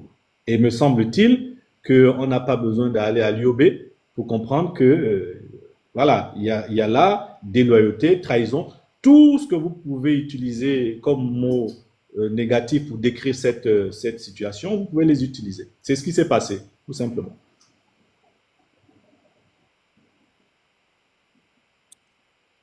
Il y avait une autre question, je crois Oui, que et c'était les donc, deux. parce que c'est quand même assez important, on nous a fait croire hein, au matin du 30 août que tous les corps d'armée s'étaient entendus pour faire le coup d'État.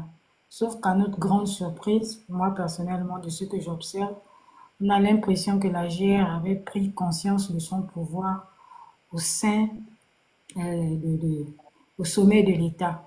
Je vais poser une question qui a permis à ce que la GR soit autant équipée au détriment des autres corps de défense et de sécurité. Si tel est que le rôle de la GR, c'est de garder le président de la République au lieu de garder la nation, puisqu'ils ils prêtent quand même allégeance, honneur et fidélité à la patrie. Le président de la République serait-il devenu la patrie?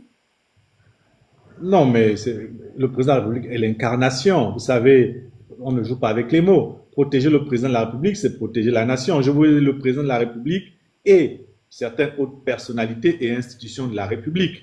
Donc, à partir du moment où ce mandat est légalement confié à la garde républicaine, bon, je pense qu'on s'en tient. Nous sommes dans un état de droit. Les missions elles sont données par la loi ou par le règlement. Lorsque ces missions sont confiées à une armée, elle exécute ses missions. Maintenant, le camp du comment, du pourquoi, bon, je vous laisse la responsabilité de ces questions, mais tout ce que je retiens dans votre interrogation, c'est de dire qu'en effet, ce corps, dont le rôle était de protéger le chef d'État, ayant participé au coup d'État contre ce chef d'État, ben, il a manqué à sa mission.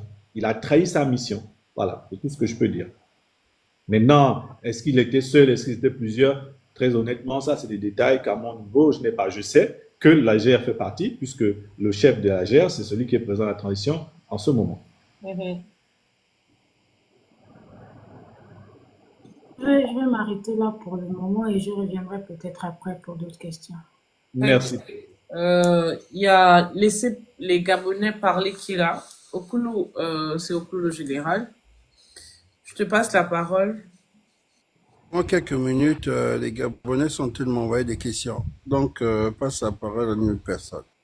Très bien. Franck Laverick. Oui, maman princesse. Monsieur Yobege, je reviens vers vous. Hein. Vous savez que c'est une longue amitié qui nous lie entre nous, mais bon, vous aurez l'occasion de savoir qui c'est derrière. Monsieur Ali Akbar Onanga, vraiment, j'ai envie de poser la question. Qu'est-ce qui a fait en sorte que le PSGE n'atteigne pas un taux de réalisation de 10%?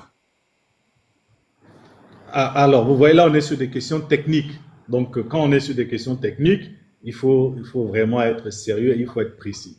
Ah, je suis sérieux. De manière générale, mais si vous êtes précis comme ça, je vous dirais que je ne peux pas vous laisser dire que le PSG n'a pas atteint un taux de réalisation de 10%. Dites-moi simplement que les objectifs initiaux du PSG n'ont pas tous été atteints. Pourquoi? Oui, la question est plus réaliste de cette manière-là. Mais si vous mettez le taux, je vous dirais, mais quel indicateur avez-vous pour savoir que les 10% n'ont pas été atteints? À ce moment, il faut que vous me disiez qu'il y avait tel, ça fait 100%, et voilà 10%. Non, je pense que c'est ça tout le problème dans lequel nous nous retrouvons aujourd'hui. Vous savez, quand on est en politique, quand on va au devant du peuple, on présente un projet. c'est ce projet, lorsqu'on est élu, qu'on doit mettre en œuvre. Alors, il est clair que la mise en œuvre du projet présenté a connu des manquements. Voilà. Donc, je ne peux pas venir ici aujourd'hui vous dire que oui, tout s'est bien passé et qu'on a exécuté le PSE comme il faut. Non, c'est pas possible. Le PSE, il y a eu des aspects de ce PSE qui ont été exécutés. Il y en a eu d'autres qui n'ont pas été exécutés. Très certainement, il y a plus d'aspects du PSE non exécutés qu'exécutés. C'est ça que vous devez me dire. Et là, je vous donnerai acte. Mais ne mettons pas les pourcentages. Maintenant, pourquoi? Mais pour les raisons qui nous amènent là où nous sommes aujourd'hui. C'est-à-dire que nous avons été à ce moment-là incapables d'apporter les solutions aux problèmes qui sont posés devant nous. Maintenant, pour quelles raisons? Ça, je suis mal placé pour vous dire, parce que je ne suis pas l'exécuteur du PSE, d'accord? J'étais là, j'ai participé à certains pans de l'exécution de ce PSE dans les fonctions qui étaient les miennes, mais c'est pas moi l'exécuteur. Mais j'ai constaté, comme tous les Gabonais, que les ambitions du PSE n'ont pas connu une réalisation optimum telle que nous l'avions prévu. Et ça fait partie des problèmes que nous avons eus et qui ont occasionné la désaffection du peuple gabonais vis-à-vis de notre politique. Donc, je vous donne acte que le PSE, nous ne l'avons pas exécuté correctement. Je vous donne acte pour ça, mais le pourcentage, très honnêtement, vous conviendrez avec moi que c'est un peu osé. Une dernière question comme ça. Voilà, la question est la suivante. Comment expliquez-vous le changement de régime avec les mêmes acteurs? Les mêmes acteurs qui faisaient partie du régime déchu. À croire qu'au Gabon, la loyauté a perdu tout son sens, monsieur Ali Akbar Onanga. Eh oui, je suis au regret de le constater comme vous. Mais en réalité, je viens de vous dire qu'il n'y a même pas eu, en fin de compte, changement de régime. Parce que j'ai expliqué au départ, c'est quoi un régime, la différence entre le régime et le système. Et le régime, le nôtre, là, eh bien, les mêmes individus, parce que le régime, c'est en général les individus, la gouvernance, vous voyez, ce sont ces aspects qui sont mis en avant lorsqu'on parle du régime. Et nous, la gouvernance, vous voyez bien que c'est quasiment la même. Les individus, c'est quasiment les mêmes.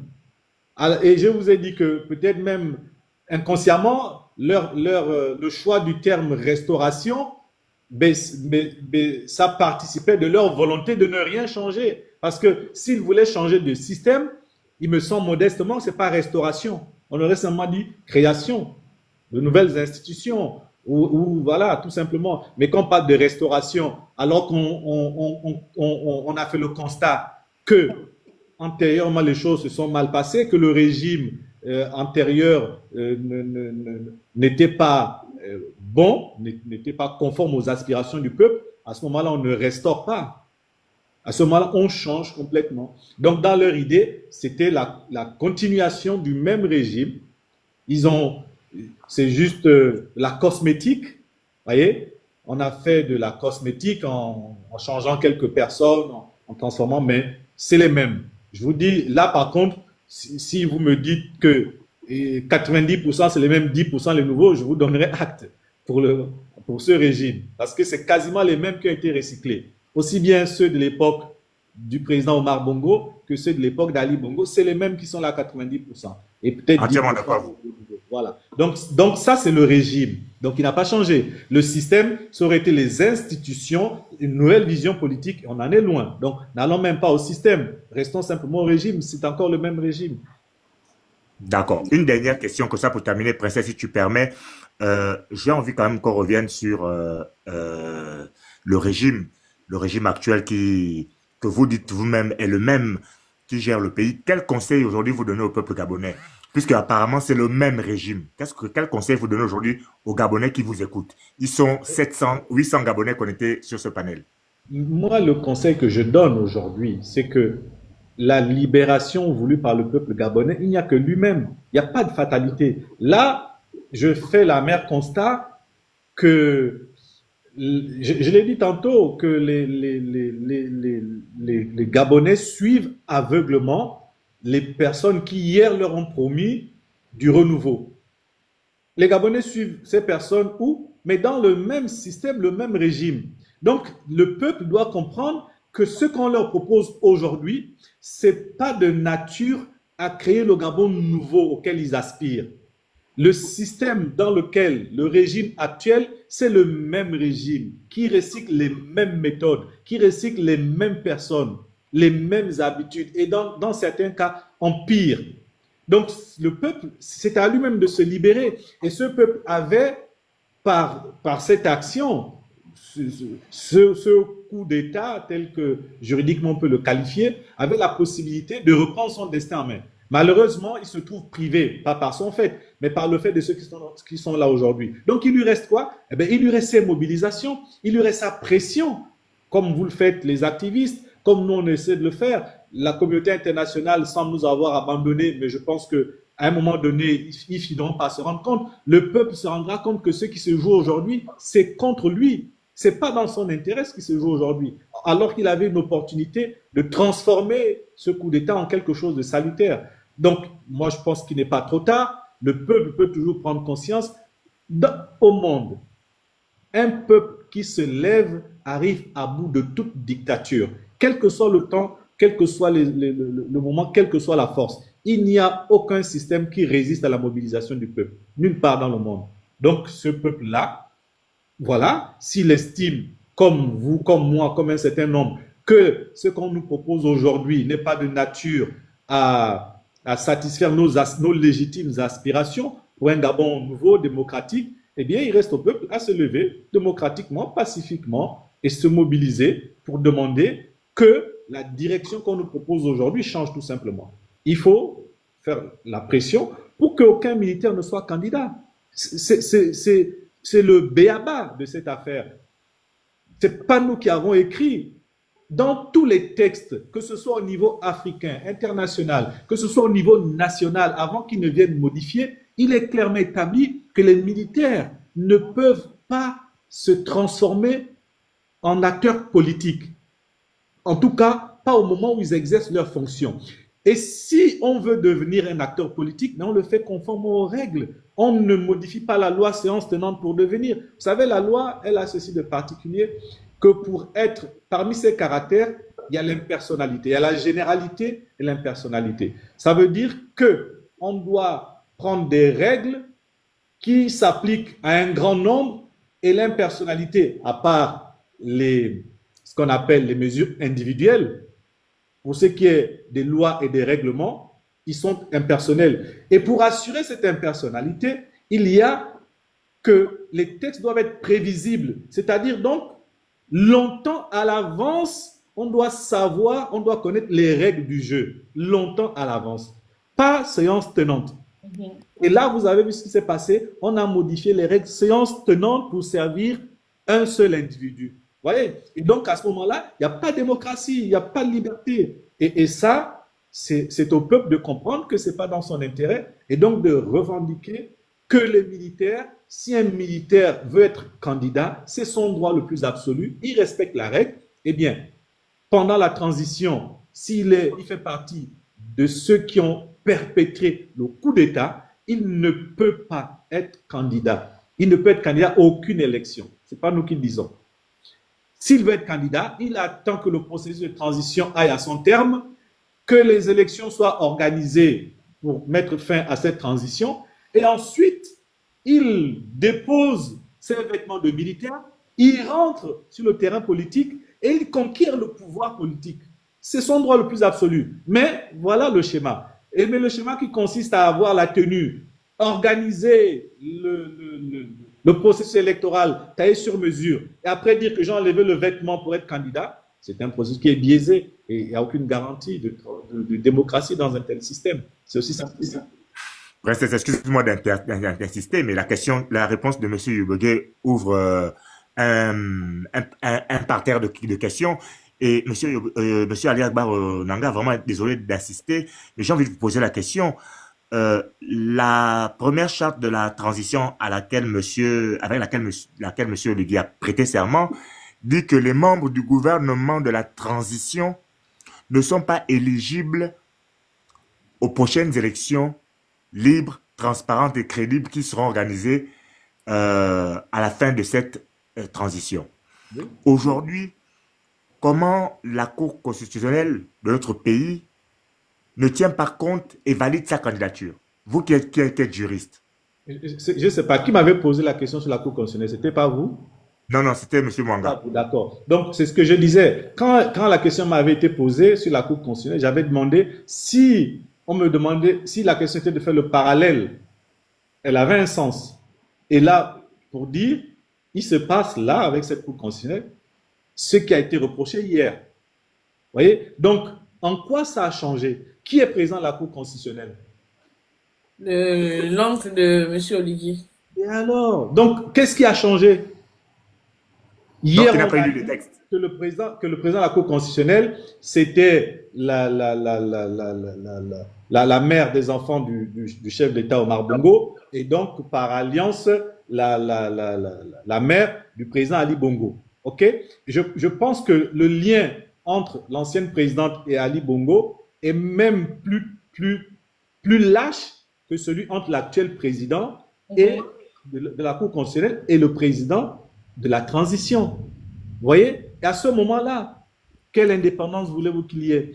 Vous pensez que l'actuel président, il peut refuser la candidature, mais ce que vous venez de dire, vous voyez, l'idée est dans cette disposition. Il s'agit de l'article 44, je crois, la charte. Mais vous voyez que l'interdiction n'est formulée que pour les autres, sauf pour soi-même. Cette interdiction, elle résulte justement de l'esprit de la charte africaine de la démocratie des élections et de la gouvernance.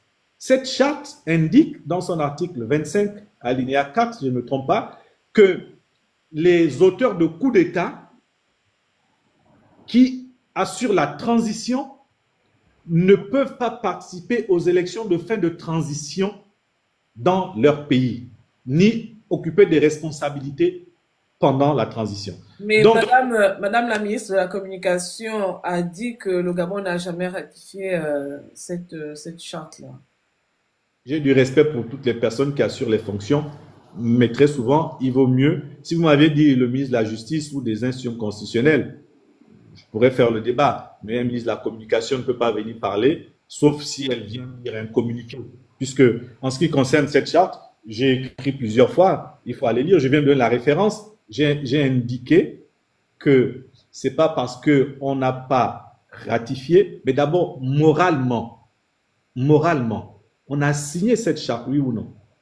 Alors, est-ce que la signature n'engage pas moralement, surtout pour une affaire comme celle-là? Donc déjà, moralement, de savoir que des gens viennent vous dire qu'on n'a pas ratifié, donc on... Mais, ok, j'espère que s'ils font leur élection, s'ils sont élus, j'espère qu'ils vont la ratifier.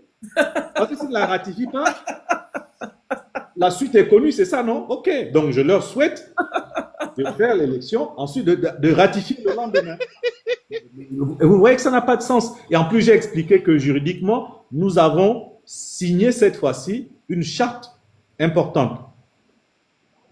La Convention de Vienne sur les traités internationaux.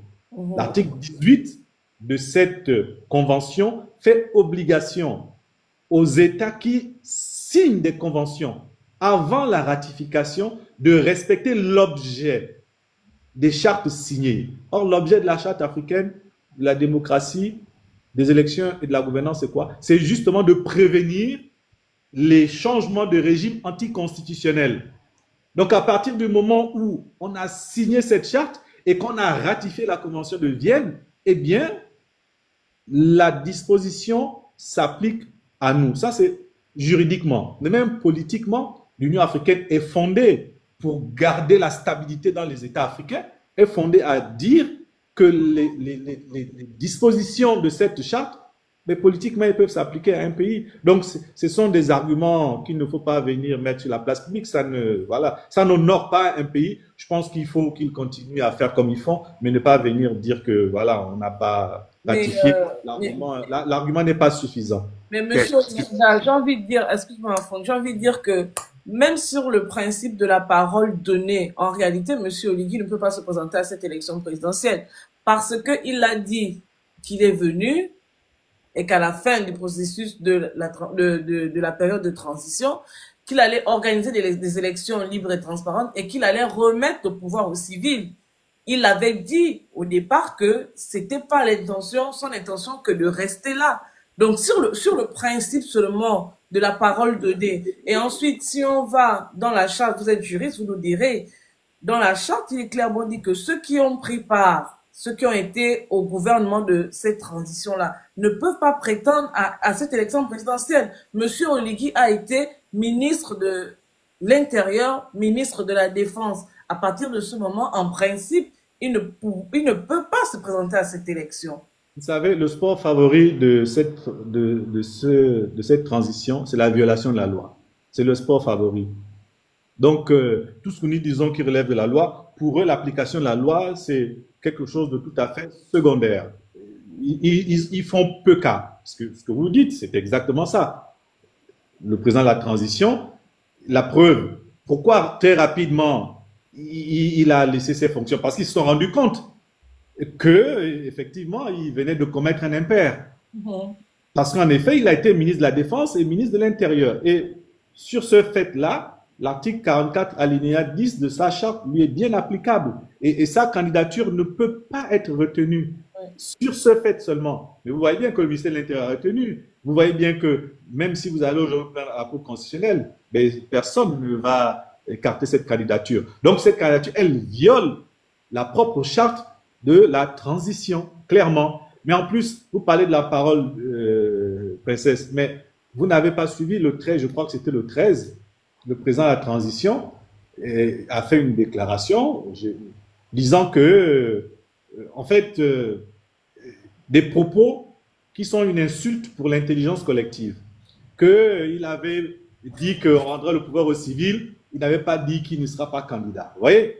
Donc, moi, j'aurais préféré quand même qu'on n'arrive pas à ce stade de manque d'honneur, parce que le jeu de mots auquel on veut nous amener, franchement, c'est ridicule. Ça frise le ridicule. Hein. Voilà, et ça veut dire que on pense que bon, les Gabonais qui m'écoutent, ce sont des naïfs, voilà, pour ne pas dire un mot qui serait beaucoup plus fort, et qu'ils comprendront, ils comprennent rien à ce que je fais, à ce que je dis. Bon. Donc, vous voyez, c'est pourquoi je ne veux pas parler de cette affaire d'honneur, hein, de la parole d'honneur, puisque lui-même s'est déjà expliqué en disant que, voilà, nous sommes tous naïfs et que, voilà, on n'avait pas compris ce qu'il avait dit. Très bien. Bon, avec nous sur le panel, je veux planter le décor. Monsieur, à vous, à laisser les Gabonais parler, c'est un soutien indéfectible du président de la transition. Donc, on va vous donner la parole, monsieur Okoulou, le général, et je vous prie d'être courtois et voilà. Merci, vous avez la parole. Déjà, c'est la mauvaise foi parce que j'utilise le panel de laisser les Gabonais parler. Ça, c'est pas ça, c'est laisser les Gabonais parler. Je viens ici en tant que laisser les Gabonais parler, pas en tant que soutien, parce que j'ai mon propre compte personnel. Donc, c'est de la mauvaise foi, je dis. Et tu sais pourquoi tu as dit ça dès le départ. Ok. Bon, moi, ici, déjà, dès le départ, ce que je peux dire, ici, j'ai l'impression que nous sommes dans un amphithéâtre où il y a un professeur en droit qui est en train de donner les cours à ses étudiants. Parce que déjà, le purgatoire, c'est chacun pose des questions, mais en étant dans le respect. Ça, je ressens. Mais ici, c'est plus, on surfe un peu plus sur le droit, on a l'impression de caresser, dans le sens du poil, l'homme politique. Non. C'est ce que nous assistons là, princesse. D'habitude, ça se passe pas comme ça quand il y a d'autres invités. Non, laisse-moi terminer. D'autres invités sont passés par ici. Nous sommes là pour poser des questions. Vous posez votre question, vous ne faites pas une analyse de ce qui se passe sur le panel. Vous posez votre question et l'invité répondra à votre question. Posez la question.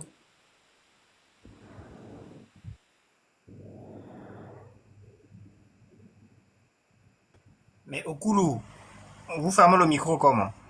Si nous, on n'a pas été capable de poser les vraies questions, au moins on vous laisse la latitude de le faire. Donc faites-le vous. On vous donne la latitude de poser les questions. Nous, on n'a pas de problème avec les questions. Et on ne caresse pas l'invité dans le sens du poil. On pose les questions qui nous permet d'avoir des réponses. Maintenant, si vous estimez que nous ne le faites pas, nous ne le faisons pas assez bien, pardon, j'y arrive, mais vous posez vos questions, mais vous n'analysez pas ce que vous Demandez faites. d'être courtois et vous laissez vos intervenants d'être impolis dans les commentaires. Donc, je ne sais pas, on dit une autre chose et son contraire. Donc, je pense que ma place n'est pas là. Bon, je pense que toi, tu étais venu pour autre chose, pas nécessairement prendre part au débat, hein. Parce que je ne vois pas en quoi on va gérer les gens qui commentent. Parce que déjà, on ne contrôle pas ceux qui sont dans les commentaires. Bonsoir. Et à chaque fois qu'il y a des commentaires désobligeants, on bloque les gens. Donc, mais on ne peut Et pas qui tout a bloquer manqué non de plus. respect à monsieur Aliak? Personne n'a manqué de respect à monsieur Aliak Baronanga depuis là. Non, non, il n'avait rien à faire, mais c'est bon, passons à autre chose. Je pense qu'il y avait Andrew, il y a aussi Hugues qui est là. On passe la parole. Ok, Andrew, allons-y. Merci de me passer la parole. Bonsoir à tous. Bonsoir, monsieur Ali Akbar. Bonsoir, monsieur Andrew. Alors, je suis Joxy Andrew Ondo Luemba. Donc, je suis citoyen gabonais. C'est un plaisir de vous avoir sur le panel. Je vais avoir trois questions pour vous. La première question, c'est vrai que vous avez déjà donné des éléments de réponse, mais j'aimerais vous la poser de manière très très simple. Est-ce que vous pouvez nous dire, si vous avez de quoi noter, parce que c'est quand même trois questions, pour pas les perdre, est-ce que vous pouvez nous dire les trois raisons principales qui ont conduit à la chute du régime d'Ali Bongo, selon vous? Vous qui avez été proche de lui, qui avez été son collaborateur, les trois raisons principales. La deuxième question, c'est comment expliquez-vous de la part justement des anciens collaborateurs et proches d'Ali Bongo dont vous avez fait partie, le silence autour du sort réservé à sa femme, Sylvia Bongo? Je pense que vous êtes suffisamment informé pour savoir que il y a une procédure, donc il y a un magistrat qui est du pôle crime contre l'humanité qui a été saisi au tribunal de grande instance de Paris pour acte de torture, de barbarie et traitement inhumain et dégradant envers Sylvia Bongo, donc ancienne première dame du Gabon, et son fils Noureddine Bongo, fils aîné d'Ali Bongo.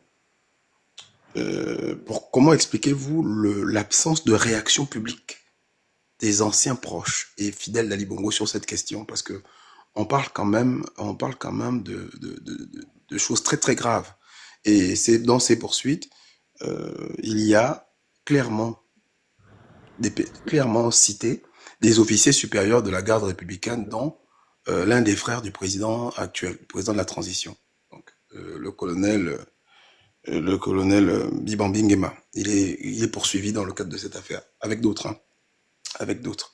Ça, c'est la deuxième question. Et la troisième question, comment expliquez-vous aujourd'hui qu'on en soit réduit? Vous êtes un homme politique, dans la classe politique gabonaise, à un tel niveau de désert, du point de vue de l'opposition, c'est-à-dire des gens qui proposent des solutions alternatives. Parce qu'on a l'impression que tout le monde soit a peur, ou soit est complètement intimidé, pour ne pas parler de ceux qui sont contre de nature aller se mettre avec le général qui, pour certains, comme je l'ai dit, a mis en prison, parce qu'il ne faut pas se le cacher. Ali Bongo est officiellement libre de ses mouvements, mais il est de fait en résidence surveillée, donc en prison, sans pour autant qu'il y ait une mesure, une décision de justice qui a été prise à cet effet. Comment vous expliquez cette situation de la classe politique gabonaise où on a l'impression que tout un pays soit est en extase devant les militaires ou est complètement tétanisé? En tout cas, qu'il n'y ait pas de voix suffisante qui s'élève parmi vous, les anciens hauts dignitaires, en disant, ou les anciens ministres, en disant, mais ce qui est fait, par exemple, à Sylvia Bongo n'est pas normal. Ce qui se fait dans le pays n'est pas normal. Ces personnes puissent donner de la voix. Voilà, ce sont mes trois questions. Bien, je vous remercie pour vos questions pertinentes, par ailleurs, toutes les trois. Je vais répondre d'ailleurs dans l'ordre. La première, alors, je ne sais pas pourquoi vous demandez trois raisons en particulier. Je ne sais pas pourquoi vous voulez faire un décompte. Je crois que le constat, il est fait qu'à un moment donné, nous n'avons plus été capables de répondre aux aspirations du peuple gabonais. C'est-à-dire que la gouvernance s'est écartée de ses promesses. Donc, c'est la raison principale. Après, je ne sais pas si ce que vous voulez, c'est le détail. Je pense qu'il y a 7 raisons majeures. Et puis, accessoirement, ou je veux dire plus directement, de manière immédiate, il y a le processus électoral biaisé de 2023. Mais ça, tout le monde l'a vu venir, ce processus biaisé de 2023. Donc, peut-être, je dirais, il y a cette raison majeure de notre difficulté à répondre aux aspirations du peuple gabonais à ce moment-là, et le tout exacerbé par ce processus électoral biaisé.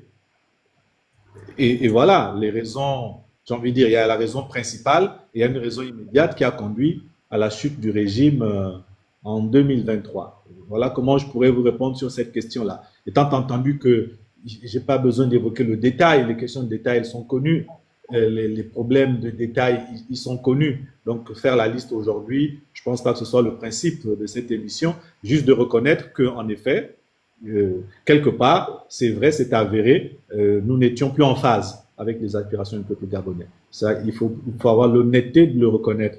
Et que ça s'est illustré, cette déconnexion s'est illustrée par la façon dont le processus électoral a été très mal organisé. Et donc, voilà, la conséquence, elle est arrivée, la sanction est arrivée immédiatement. Ça, c'est pour la première. La seconde, alors je dois vous avouer que moi également, je suis dans l'étonnement comme vous. Parce que je venais de dire tout à l'heure, il y a beaucoup de personnes qui étaient là aux affaires jusqu'au 30 août. Ça veut dire qui collaboraient avec Madame Sylvia Bongo Ndimba, avec Nourodine Bongo Ndimba et tous les autres qui étaient avec eux, qui ont marché avec eux, enfin, quand je dis marché, qui ont travaillé avec eux depuis des années jusqu'à la dernière minute. Donc, je suis également dans l'étonnement, comme vous. J'ai pas de réponse, mais je suis honnêtement dans l'étonnement de voir qu'en effet, des voix ne se lèvent pas pour dénoncer ces arrestations arbitraires, parce que c'est le cas de le dire.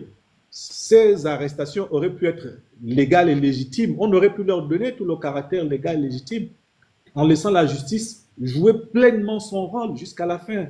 C'est-à-dire, le principe d'une justice, c'est que si vous êtes présumé coupable, on doit indiquer, comme ça a été indiqué, de quoi on vous accuse, et on doit vous traduire devant un juge. Et le juge doit confirmer s'il y a des preuves qui vous accablent, et il doit prononcer la sanction, parce que en matière pénale, les infractions, on ne les invente pas. Les peines également, on ne les invente pas. Les infractions sont connues et les peines également sont connues. À telle infraction correspond telle peine. Donc, si on veut bien faire les choses, on doit dire les infractions pour lesquelles Mme Sylvia Bongo Ndimba est inculpée. Le juge doit apporter la confirmation qu'en effet, elle a commis tel crime ou délit, et que tel crime ou délit est passible de telle peine, et donc elle exécutera la peine. Mais tant que vous n'êtes pas dans ce processus et que vous êtes dans un autre processus, c'est terminé. Vous avez dénaturé le principe, et donc vous êtes dans l'arbitraire. Et cet arbitraire, mais dans un pays normalement constitué, il doit être dénoncé d'abord par ceux qui... Enfin, il ne doit même pas être organisé, cet arbitraire, par ceux qui ont pris le pouvoir en disant qu'ils veulent mieux faire. Aujourd'hui, ils font pire.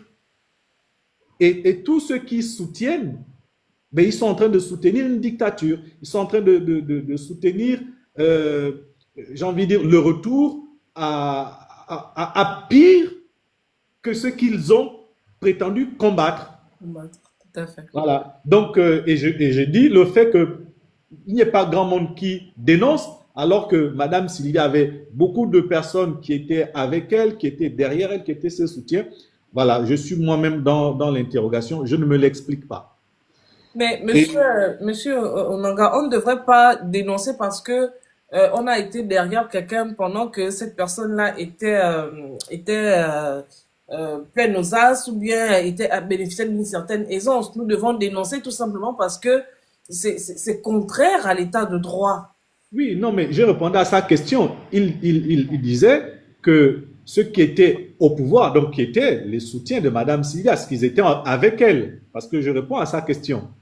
Mais avant de répondre à la question, j'ai bien expliqué que par principe, les choses ne devraient pas se passer comme elles se passent. Donc ça, c'est par rapport à votre observation. En effet, sur le principe, on doit dénoncer tout ce qui ne cadre pas avec l'état de droit que nous appelons de nos voeux. Parce que si on a fait un coup d'État, c'est pour dire que l'état de droit n'était pas là, ou en tout cas était défaillant. Et donc l'objectif, c'est d'instaurer, c'est d'installer plutôt un état de droit compatible avec les normes démocratiques, les normes, les standards. Mais on ne peut pas venir faire autre chose ou faire pire que ce qui existait avant. Et là, les observateurs doivent donc dénoncer cette supercherie. C'est une pure supercherie, une escroquerie politique, tout simplement. Et il faut le dénoncer. Et maintenant, pour la troisième question, si vous pouvez me rappeler, je pense qu'elle est un peu dans le même sens. Une question, justement, elle allait dans le même sens, mais dans un sens plus large, c'est d'expliquer comment expliquez-vous, en tout cas aujourd'hui, l'absence criarde de voix discordantes. Voilà, tout à fait. On a un Albert Andosa, par exemple, qui a complètement disparu. Je crois qu'il espère toujours, je ne sais pas, en se basant sur quoi, que le pouvoir va lui être remis, je ne sais par quel miracle. On a une opposition, certes, déclarée, mais qui paraît très timide vis-à-vis des abus, et on a tout un ensemble de personnalités, d'aucuns même encore plus surprenantes, hein, pour des raisons familiales, qui soutiennent Oligui Nguema, qui a mis en prison leur propre parent, qui est Ali Bongo, parce qu'Ali Bongo est en prison, sans jugement, et d'ailleurs avec encore un mensonge du CTRI, qui a dit qu'il était libre de ses mouvements. Mais de fait, Ali Bongo est en prison, puisqu'il n'est même pas libre de posséder un téléphone portable. Donc comment expliquez-vous cette attitude de la classe politique? Je veux même élargir de l'élite gabonaise, c'est-à-dire de la classe politique, des intellectuels, des Gabonais instruits, des Gabonais qui ont un niveau universitaire, on va dire. Comment vous expliquez ça? Que ce soit ceux qui vivent à l'intérieur qu'à l'extérieur, hein, tout le monde est dans une sorte d'abêtissement, d'abrutissement généralisé vis-à-vis du général président, l'homme qu'il nous faudrait, qu'on compare souvent à Sankara, mais qui pour moi est plus proche d'Amin Dada. Mais Andrew, moi je vais aller plus loin, et M. Onanga a mentionné ça un peu plus tôt dans son propos, que même ceux qui criaient à l'injustice hier, aujourd'hui, se sont complètement tus. C'est des personnes aujourd'hui qui cautionnent ce qui est fait aujourd'hui. Parlons par exemple de la situation de M. Ali Bongo ou bien de Sylvia, des personnes qui vivent une injustice totale parce que un pouvoir les a embrigadés, les a pris en captivité et ne veulent pas appliquer la règle de droit concernant leur affaire. Donc, je vous laisse reprendre, Monsieur Akbar, à la question. Mais je crois qu'à cette question, j'ai à peu près le même raisonnement que la question précédente. Je suis également dans l'étonnement, voilà, je m'interroge et je comprends. Je suis comme vous. Je n'ai pas de réponse à proprement parler. Je suis au regret de constater que c'est un fait et c'est regrettable. Ce fait est regrettable parce que dans un pays, quand on en arrive là, il faut craindre. Je pense que nous allons vers des lendemains qui vont déchanter pour beaucoup. Parce que moi, je reviens toujours sur les principes. Oh. Qu'est-ce qui s'est passé? Coupez le gars. Ah, je crois. Mais il n'a plus de batterie. Peut-être que c'est un bon. Ils ont fait l'armée Attends, il faut d'abord aller vérifier s'il n'y a pas quelqu'un d'autre qui s'est connecté avec ce compte-là. Parce que c'est bon là. Je veux bien être gentil, mais c'est bon quoi. Non, la question. Quelqu'un d'autre. Quand tu ne changes pas de compte, tu ne changes pas de mot de passe. Quand tu as deux comptes, tu changes de mot de passe. Ok, attends.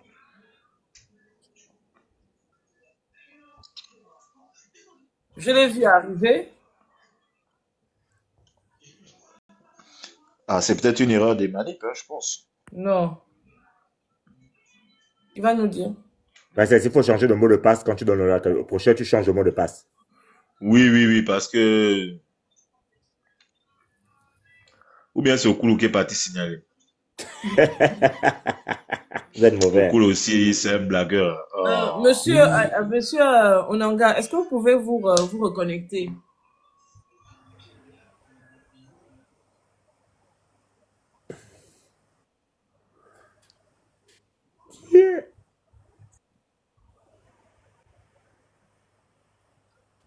Beaucoup l'a dit, on caresse Ali Akbar dans le sens du poing. Eh, mon Dieu. Aïda, essaie un peu de voir qu'est-ce qui se passe, pardon.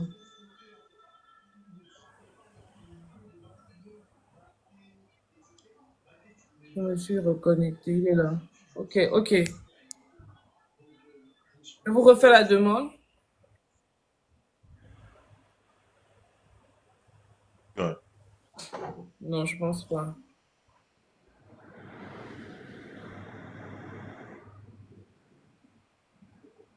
Il faut enregistrer la demande de... Ok, très bien. Qu'est-ce qui s'est passé? Ben non, c'est vous, hein. Moi, à chaque fois, je me reconnecte, on coupe, je me reconnecte, on coupe. Je sais pas, c'est pas de mon côté. C'est la... Peut-être qu'on a été victime d'un nouveau coup de libération. Moi, j'ai tenté plusieurs fois de me connecter, mais à chaque fois, ça coupait. Donc, je disais, j'étais en train de dire que, voilà, je suis dans le même étonnement, mais je disais que nous allons vers des lendemains qui vont déchanter pour beaucoup parce que il y a quand même, les États modernes ont été constitués sur la base de principes. Et nous sommes dans un régime démocratique. Je l'ai rappelé au début, la démocratie, elle est gouvernée par un principe qu'on appelle l'état de droit. L'état de droit suppose que tous les acteurs et toutes les institutions sont placés sous l'autorité de la loi, qu'elle vous soit favorable ou défavorable. Les règles sont les mêmes et elles s'appliquent pour tous. Et je venais de rappeler que ce soit M. Ali Bongo Ondimba, que ce soit Mme Sylvia ou X ou Y, les règles sont les mêmes. Si vous êtes suspecté de crime ou de délit, eh bien, on doit vous devez passer devant le juge. C'est lui qui doit... C'est pourquoi, avant de passer devant le juge ou avant d'être... On dit toujours présumé. Parce que tant que le juge n'a pas dit si c'est ça ou pas, vous ne pouvez pas être inculpé. On ne peut pas dire que vous avez commis tel ou tel fait. C'est pourquoi on dit toujours présumé. Et vous ne serez éventuellement condamné que si le juge établit que les faits qui vous sont reprochés sont avérés. Et quand il établit cela, eh bien, il applique à ces faits la peine correspondante, connue depuis longtemps. Ce n'est pas celle qu'on va inventer le jour même. Non, elle est déjà dans les textes. Et voilà. Donc, c'est la seule façon de faire dans les États modernes, dans les États démocratiques, sous la férule de l'État de droit. Il n'y a pas une autre manière. Toute autre manière, eh bien, elle est proscrite dans un État moderne. Et ce que vivent Mme Sylvia, M. Nouroudine et tous les autres est illégal, est injuste. Ce n'est pas admissible dans un État de droit. C'est juste ça. Ce n'est pas une affaire d'un individu ou de... Non. Et là, on est dans un système où c'est presque l'état de nature, la loi de la jungle. Et si on est dans la loi de la jungle de la revanche, je vous assure qu'à ce moment, on met notre État en danger. Parce qu'aucun de nous n'est éternel. Donc, et le pouvoir, comme on le voit, ben, ça se gagne, ça se perd. Et si on ne respecte pas la règle, quand on va le perdre demain, mais on sera pareil. On va subir comme ceux à qui on fait subir aujourd'hui. Vous voyez, simplement parce que le prochain qui arrive, il dira, moi également, je ne respecte pas la règle, je fais ce que je veux. Alors que quand il y a une règle, tu l'appliques aujourd'hui, l'autre arrive demain, il applique la règle, qu'elle t'arrange, qu'elle t'avantage ou qu'elle te désavantage, la règle sera appliquée. Mais s'il n'y a pas cette règle, eh bien, ce sera de la revanche, mais c'est la loi du plus fort. Donc, chacun fera en fonction de sa force du moment. Et comme on ne peut pas être fort éternellement, à un moment on est fort, à un autre on est faible. Donc, au moment où on sera faible, eh bien, l'autre également jouera de la force. Et ça, ce n'est pas l'état de droit, justement. Donc, pour éviter ça, la seule chose que nous devons faire, c'est de respecter l'état de droit. Voilà quel est ce qui fait partie de mes combats, ce qui fait partie de ce qui me détermine au quotidien, c'est de rappeler ces principes-là. Et aujourd'hui, je me rends compte que beaucoup s'écartent de ces principes. Pourquoi? Je ne sais pas trop. Donc, mais je suis au regret de le constater comme vous. C'est dommage pour notre pays parce que c'est pas ainsi que nous construirons le Gabon de demain que nous appelons tous de nos voeux. Malheureusement. malheureusement. Andrew? Je peux poser encore une autre question ou bien... Rapidement, oui.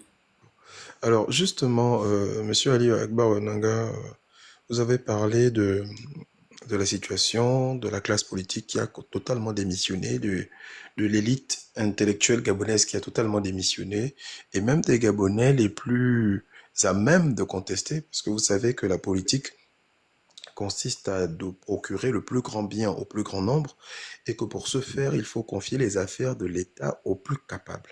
Donc, ceux qui, a priori, étaient les plus capables ont démissionné. Moi, je vous pose une question très simple. Qu'êtes-vous prêt à faire, vous, Ali Akbar Onanga Yobege, en tant que Gabonais, citoyen gabonais, fils de ce pays, pour freiner cette déliquescence accélérée de notre État? Parce que une chose est sûre, moi je l'ai toujours dit, depuis, même avant que M. Leguin prenne le pouvoir d'ailleurs, j'ai annoncé qu'il allait le prendre, on m'a pris pour un fou à l'époque, et même dès le lendemain de sa prestation de serment, j'ai dit que c'était quelqu'un qui ne pouvait rien faire de bon, parce qu'il n'avait jamais rien fait de bon de sa vie, de constructif en tout cas, en dehors de ses propres maisons qu'il a fait construire. Qu'êtes-vous prêt à faire, vous, justement, pour vous mettre face à cette situation où je pense, malheureusement pour nous, que notre pays connaît déjà, mais va connaître des moments très difficiles et peut-être ne s'en relèvera jamais. Qu'êtes-vous prêt à faire, vous, en tant que Gabonais, personnellement? Êtes-vous prêt à faire face à cette imposture? Ou êtes-vous prêt à être dans une opposition conviviale en disant, si les Gabonais doivent se parler, si le général me convoque au palais, j'irai? Mais je suis prêt à faire ce que j'ai fait aujourd'hui. Je suis un démocrate. Je n'ai que ma parole. Je n'ai que les moyens d'action du démocrate, les appels à la mobilisation du peuple gabonais. J'essaie d'apporter le maximum d'informations. Si des Gabonaises et des Gabonais peuvent comprendre et leur état d'esprit changer par rapport à la situation de notre pays, j'aurais fait ma part. Je n'ai que ça. Je ne sais pas si c'est heureusement ou malheureusement, mais je continuerai à le faire de cette manière-là. J'espère une prise de conscience plus grande, parce que comme je vous l'ai dit, devant un peuple mobilisé, personne, aucun régime, aucun système, aucune dictature ne peut résister. Donc, mon vœu le plus cher, c'est que le plus grand nombre d'entre nous soit conscient de cette dérive dans laquelle notre pays s'engage et se réveille et se mobilise et demande à ce que les choses changent. Voilà quelle est ma détermination et ce que je suis prêt à faire. Mais je suis prêt à faire tout ce qu'un démocrate peut faire. Ok, très bien. Donc, on avait prévu faire 2 heures de temps. Je pense qu'on a dépassé de 17 minutes. On va accorder les bonnes choses ont toujours une fin. Donc, Monsieur Onanga, il nous a accordé 2 heures de son temps. On a commencé à 21h. Il est 23h17. Il était prévu qu'on arrête à 23h pile. Malheureusement, Hugues Sylvain et Mousse, si vous voulez, on va rester pour le débriefing, mais on va rapidement libérer Monsieur Onanga qui va nous faire Donc, même une question, on ne peut pas? euh, Avec l'autorisation de... Ah, il est parti. il a été déconnecté. Oh. Mais je comprends pas je sais pas qui fait ça. Vous allez me fatiguer en fait.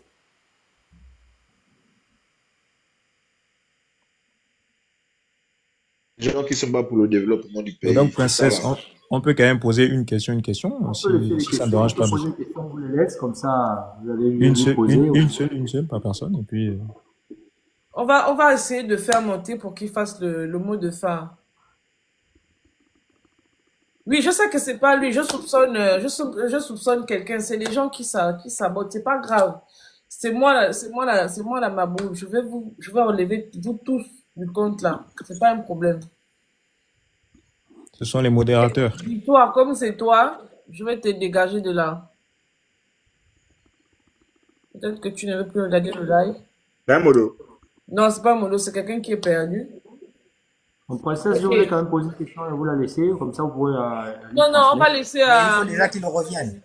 on va laisser à Monsieur Onanga le temps de faire son mot de fin. Parce que vous voyez, on nous sabote, hein. On est saboté. Il va parler 5 minutes, après, ça va se couper. Donc, on va lui laisser Ce ne l'occasion sont de... pas des démocrates. Voilà. On va vous laisser rapidement le temps de faire votre mot de fin et puis D'accord, princesse. Mais je crois que pour le mot de fin, tout ce que je voudrais dire, c'est que le Gabon se trouve aujourd'hui à un tournant historique. Ce qui devait être une transition démocratique est en train de devenir une manœuvre grossière pour légitimer une confiscation du pouvoir par les militaires. Une élection contrôlée de bout en bout, un processus exclusif. Si nous acceptons cette supercherie, nous allons normaliser l'idée que un coup d'État peut devenir un mode d'accession légitime au pouvoir au Gabon. Et si nous légitimons cela, nous ouvrons la porte dans notre pays à une instabilité chronique dont nous ne mesurons pas aujourd'hui les conséquences. L'avenir de notre pays ne peut pas se construire sur ce mensonge. Le Gabon a longtemps été un modèle de paix, de stabilité politique, même si la démocratie était sujette à caution, même si l'état de droit était sujet à caution, mais les proportions d'hier étaient infiniment moindres que celles que nous sommes en train d'atteindre aujourd'hui. Et face à cela, la question m'avait été posée, et dans ce mot de fin, c'est ce que je dis, je suis un démocrate résolument. Face à cela, je n'ai que les outils du démocrate, les outils que je voudrais partager avec le peuple gabonais. Face à cela, nous devons nous mobiliser.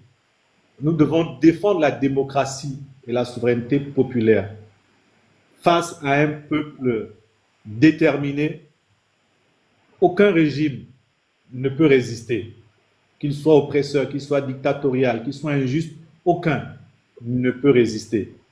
Donc, si nous ne le faisons pas, nous acceptons de perpétuer le même régime, le même système, parce que ni le régime, ni le système n'ont changé. Il y a un recyclage.